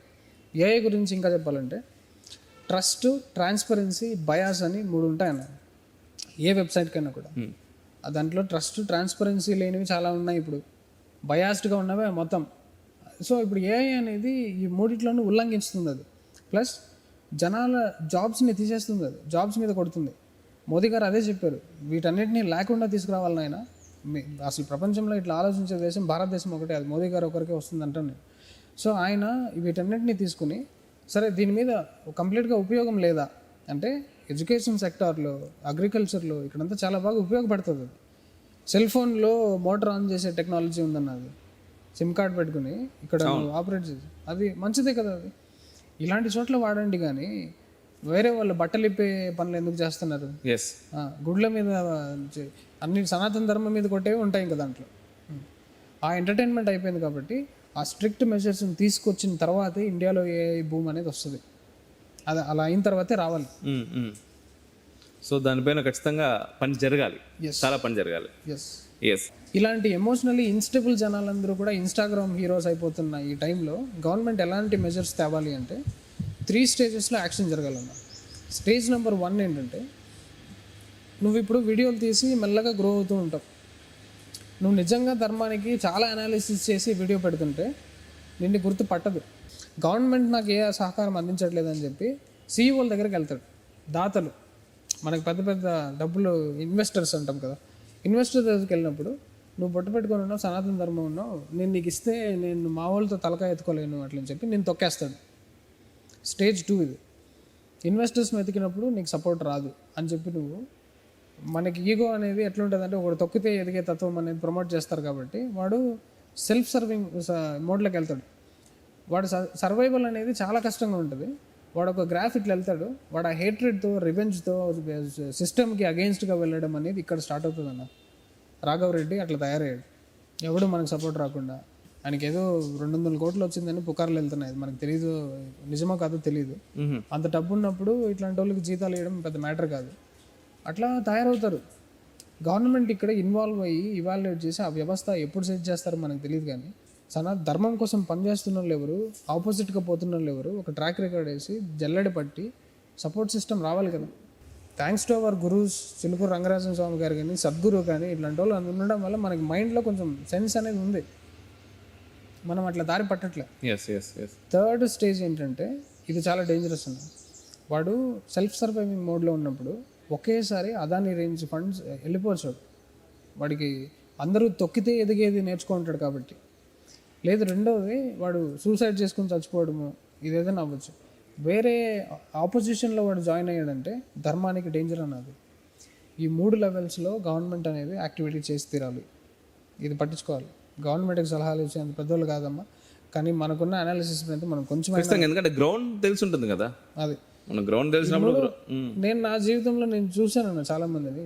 ఫస్ట్ టైం అరవింద్ శ్రీనివాస్ని ఇప్పుడు రీసెంట్గా ఎంకరేజ్ చేస్తున్నారు. సాకేత్ మోదీ గారు ఆల్రెడీ మన ఫోన్పే యాప్లో ఆ సెక్యూరిటీ సిస్టమ్స్ అంతా కూడా ఆయన డిజైన్ చేస్తున్నారు. వీఆర్ డిజిటల్లీ హిట్ వరల్డ్ అన్న. ఇది మనం వేరే దేశాలు కూడా చేయనంత డిజిటల్ ట్రాన్సాక్షన్స్ ఇండియాలో జరుగుతున్నాయి. ఇలాంటప్పుడు ఇన్ఫ్లుయెన్సెస్ విషయంలో కంప్లీట్గా పట్టించుకోవట్లేదు అన్న ప్రస్తుతానికి. అది మనలో గొడవలకి దారితీస్తుంది. మనకి ఇప్పుడున్న ఎంపీస్, మినిస్టర్స్ ఇలాంటి వాళ్ళని గుర్తించినప్పుడు దయచేసి వాళ్ళకి ఫండింగ్లో హెల్ప్ చేసి ఎంకరేజ్ చేయండి. వాళ్ళలో మీకు సెన్స్ ఉంది అని అనిపించినప్పుడు వాళ్ళే మీకు లీడర్స్ మేకింగ్ లీడర్స్ అన్నది. ఒక లీడర్ అనేవాడు లేకుండానే ఎవడి ఇష్టం వచ్చినట్టు వాడు పోతున్నాడు. వీటన్నిటిని ఒక ఆర్గనైజేషన్ ఫామ్ చేయాలి. మేబీ మనమే వర్క్ చేయలేము దాని మీద. Will discuss letter. ఖచ్చితంగా. ఎస్. అండ్ మరొకటి, స్ట్రింగ్ వినోదం తీసుకొచ్చి కూర్చోబెట్టి పాలిటిక్స్ కాకుండా మిగిలిన అన్ని మాట్లాడితే వాళ్ళకి నచ్చదు అసలుకే. పాలిటిక్స్ గురించి ఖచ్చితంగా మాట్లాడాలి అంటారు. మళ్ళీ ఇంతసేపు మాట్లాడినందుకే కింద కామెంట్స్ లో కూడా మేబీ ఎవరో ఒకరు పెట్టే ఉంటారు. ఇప్పుడు ఢిల్లీ ఎలక్షన్స్ రిజల్ట్స్ మనం రీసెంట్ గా చూసాం. దీనిపైన మీ యొక్క విశ్లేషణ. కేజ్రీవాల్ అనే దొంగ మనం ఎప్పటి నుంచో వెయిట్ చేస్తున్నాం వాడిని నిర్మూలనము అనేది చాలా పెద్ద ఎత్తున జరిగిపోయింది. మోదీ గారు, అమిత్ షా గారు ఏం చేయట్లే, వాళ్ళకి తర్వాత వేరే ఎవరో వస్తే బాగుంటుంది అని అనుకునే వాళ్ళందరికీ ఒక మ్యాప్ ఇమేజ్ చెప్పు దెబ్బలాగా వచ్చిందన్న. సాఫ్రాన్ కలరైజేషన్ ఎట్లా వెళ్తుంది, సాఫ్రాన్ కలర్లు మారుకుంటూ నార్త్ మొత్తం చేశారు. అంటే మోదీ అమిత్ షా డ్యో అనేది అసలు ఎంత పవర్ఫుల్ డ్యోనో ఆలోచించండి. ఎప్పుడు సెట్ చేస్తున్నారు వాళ్ళు సైలెంట్గా. నువ్వు అనుకోరా పోయి స్ట్రీట్ కుక్కలు కొట్టుకోండిరా పోయి మా మీద అని చెప్పి వాళ్ళు అనుకునేది చేస్తున్నారు. ఢిల్లీ, పంజాబ్, హర్యానా, నెక్స్ట్ ఆర్ఎస్ఎస్ వాళ్ళకి క్రెడిట్ ఇవ్వాలి. దీనికి నేను యాక్చువల్గా అగేన్స్ట్.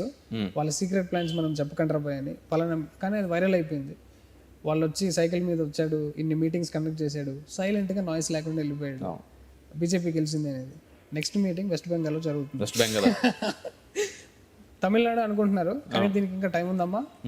అక్కడ చాలా క్రిటికల్ సిచ్యువేషన్లో ఉంది పరిస్థితి. దాన్ని తీసుకురావాలి. మీరు ఇక్కడ జనాలు అర్థం చేసుకోవాల్సింది, ఒక ఎలక్షన్ అనగానే ఒక గ్రూపు దాన్ని ఏదో సపోర్ట్ చేసి పార్టీ ప్రాపగెండా కాదు. జనాల ఆవేదన. వాడు ఏం చేయలే, యమునాన్ని క్లీన్ చేయలేదు, రోడ్లు కంపు కొట్టించాడు, ట్యాంకర్ మాఫియా, లిక్కర్ స్కామ్ పెంట చేశాడు ఢిల్లీని. అసలు జనాలు రియాక్షన్ తీసుకున్నారు. ఎస్. అండ్ ఇక్కడ ఎలక్షన్స్ రిజల్ట్స్ వచ్చిన తర్వాత ఒమర్ అబ్దుల్లా ఒక మాట మాట్లాడాడు. ఏంటంటే మనం కొట్టుకొని వస్తే ఇట్లనే ఉంటది అని చెప్పేసి. సో ఇప్పుడు మనం కొట్టుకొని వస్తే ఒమర్ అబ్దుల్లా మాటల్ని ఎలా తీసుకోవచ్చు? కామెడీ పీక్స్ అంతా వీళ్ళే ఉంటారన్న. వాడు చేసిన రూల్ చూడండి ఒకసారి. ఎన్ని తప్పుడు ప్రామిసులు చేశాడు. 90 పైన ఉన్నాయంట తప్పుడు ప్రామిసులు. అంటే ఒక మాట కూడా మాట్లాడలేదు అసలు. స్టేజ్ ఇస్తే వాగేదే ఇంకా జనాల్ని. లాస్ట్లో నీకున్న ప్రజల్ని ఎంత ఒక I don't remember the number, పలానా ముస్లిం కాన్స్టిట్యున్సీని కూడా వాడు కాపాడుకోలేకపోయాడు. నిజంగా ఏంటంటే ఒక మార్పు ఏదో జరుగుతుందేమో అని చెప్పేసి ఆశించారు. నిజంగా అరవింద్ కేజ్రీవాల్ రాజకీయ అరంగేట్రం చేసినప్పుడు ఇదంతా పక్కన పెడితే, ఆ తర్వాత వాడు మాట్లాడిన గబ్బు అంతా వదిలేస్తే, చేసిన పనులు ఫస్ట్ ఆఫ్ ఆల్ తను వచ్చినప్పుడే చాలా మంది ఇంటెలెక్చువల్స్ అందరూ కూడా, చదువుకున్న వాళ్ళందరూ కూడా అరే ఒక మార్పు ఏదో తీసుకొస్తాడు, ఈయన ఉద్యోగాలు పెంచుతాడు, మళ్ళీ తర్వాత పనితనం పెంచుతాడు, మళ్ళీ తర్వాత నేరాలను తగ్గించేస్తాడు, మళ్ళీ తర్వాత లిక్కర్ ఇటువంటివన్నిటిని కూడా తగ్గించేస్తాడు, తీర్చేస్తాడు అని చెప్పేసి అన్నా హజారే మొన్న రీసెంట్ గా మాట్లాడాడు ఇది అయిపోయిన తర్వాత. ఎందుకంటే ఎవరైతే అన్నా హజారే పేరుతో బయటకు వచ్చినటువంటి కేజ్రీవాల్ అనే వ్యక్తి తను ఓడిపోయిన తర్వాత అన్నా హజారేనే కామెంట్ చేశాడు కేజ్రీవాల్ పైన. అటువంటి స్థితికి వెళ్ళిపోయాడు. సో ఏంటంటే మనం చేస్తాము చిత్తశుద్ధితోటి మనం బయటకు వస్తే ఖచ్చితంగా ప్రజలు ఆదరిస్తారు అన్ని రకాలుగా కూడా. సో ఆ రకంగా ఉంటే బాగుంటుండే. బట్ ఇంపార్టెంట్ యూసైడ్ ఏజెంట్ అన్నవాడు కేజ్రీవాల్. యూసైడ్ ఫండింగ్ వచ్చిందని విజయ్ పటేల్ ఒక పెద్ద థ్రెడ్ పెట్టాడు. అది చూడండి, యూసైడ్ ప్లాంట్ సోరోస్ ప్లాంట్ చేసిన ఏజెంట్స్ వీళ్ళందరూ. లెఫ్టిస్ట్లకి ఫ్రీ హ్యాండ్స్ ఇచ్చి లెఫ్టిస్ట్ మీడియాకి ఒక మీటింగ్లో మోదీ గారిని జై మోదీ అదంటే వాడు స్టేజ్లో స్పీచ్ ఆపేసి వాళ్ళని పబ్లిక్గా తిడుతున్నాడు. ఎందుకు మోదీని మీరు పొగుడుతున్నారని.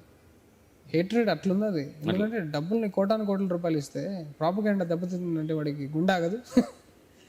ఇప్పుడు పూర్తిగా గుండాకి చచ్చిపోయి ఇంకా. నెక్స్ట్ ఉంది కదా పంజాబ్. ఎస్, పంజాబ్ వచ్చేదాకా అవుతాడు. అవును. ఆ రిజల్ట్ కూడా వచ్చిన తర్వాత అక్కడ మన వాళ్ళది కూడా వేరే బొమ్మ ఉంటుంది. బొమ్మ కడమని దిమ్మ తిరిగి మైండ్ రెడ్, గ్రీన్, బ్లాక్ అయి వైట్ అయిపోతుంది. సూపర్. సో ఇప్పుడు మన స్ట్రింగ్ ఓటీటీ ఎలా నడుస్తుంది, ఏంటి దాని సంగతి విశేషాలు? ఒక ఫిబ్రవరి 2nd వీక్లో అన్నారు, కానీ ఇంకొక వీక్ టైం తీసుకుంటారు అనుకుంటాను. ఓకే. ఎందుకంటే నన్ను చాలా మంది అడుగుతున్నారు, అన్న స్ట్రింగ్ ఓటీటీ అన్న మేము ఓపెన్ చేస్తున్నాం అన్న, రావట్లేదన్నా అని. ఒక మైల్ స్టోన్ క్రాస్ అయ్యాం మనము. అది ఒక మ్యాగజైన్లో రాబోతుంది. అప్పుడు జనాలకు అర్థమవుతుంది. దాని గురించి నేను సర్ప్రైజ్ లాగే వదులుతాను. బికాస్ అప్పుడు సౌండ్ చేయాలి కదా మనం, ఖచ్చితంగా రిలీజ్ అయిన తర్వాత. సందేహం లేదు. బట్ అది చాలా పెద్ద ప్లాట్ఫామ్ అవబోతుంది అన్న. String yeah yes. And February 3rd week max అంతేనా? యా 3rd వీక్లో వచ్చేస్తున్నది అబ్బా పూర్తి స్థాయిలో స్ట్రింగ్. టెన్షన్ అవడకూడదుగా. ఎస్. రైట్. ఇప్పుడు కూడా నేను చాలా సార్లు డెవలపర్లందరినీ తిడుతూనే వచ్చాను, కానీ ఇప్పుడున్న టీంని మనం పొగడాలనుకుంటున్నాము. ఇప్పుడు మనకు మంచి టీం దొరికారు, చాలా కత్తిలాగా పనిచేస్తున్నారు. ఇప్పుడు వాళ్ళకి మన పొజిషన్ ఏంటో అర్థమైంది. ఇంతకుముందు వాళ్ళకి ఓన్లీ డబ్బులు ఇస్తే పని అన్నట్టు ఉండేవాళ్ళు. మన సోషల్ పొజిషన్, మన ప్రపంచంలో మనం ఎలాంటి రిపల్స్ క్రియేట్ చేస్తున్నాము, మన స్ట్రింగ్ అవసరము దేశానికి ఎంత ఉంది అని అర్థం చేసుకునే టీం దొరికింది. క్వాంటమ్ ఇన్ఫోటెక్ అనే టీం దొరికి, ఆయన ఓనర్ గారు కూడా మనకి చాలా సపోర్టివ్. డెవలపర్స్తో క్లాషెస్ అయినప్పుడు కూడా ఆయన వచ్చి సాల్వ్ చేసి, వినోద్ నేను నీకు సపోర్ట్గా ఉంటాను, తీసుకెళ్తానని చెప్పడం నేను చాలా అదృష్టంగా ఫీల్ అవుతున్నాను. ఇప్పుడు it's time for string geo అనే టైప్లో అవుతుందన్న. Very nice, very nice. So string geo అతి త్వరలో వచ్చేసి మళ్ళీ అందరికీ కూడా మీ ఇచ్చే ఇన్ఫర్మేషన్ గురించి చాలా మంది ఎదురు చూస్తూ ఉంటారు. సో చాలా రెగ్యులర్గా నడవాలి అండ్ ఇంతకు ముందు కంటే 100 రెట్లు ఎక్కువ దాంతో రావాలని చెప్పేసి మనస్ఫూర్తిగా రిఫ్లెక్షన్ కోరుకుంటా ఉంది. థ్యాంక్ యూ సో మచ్ అన్న.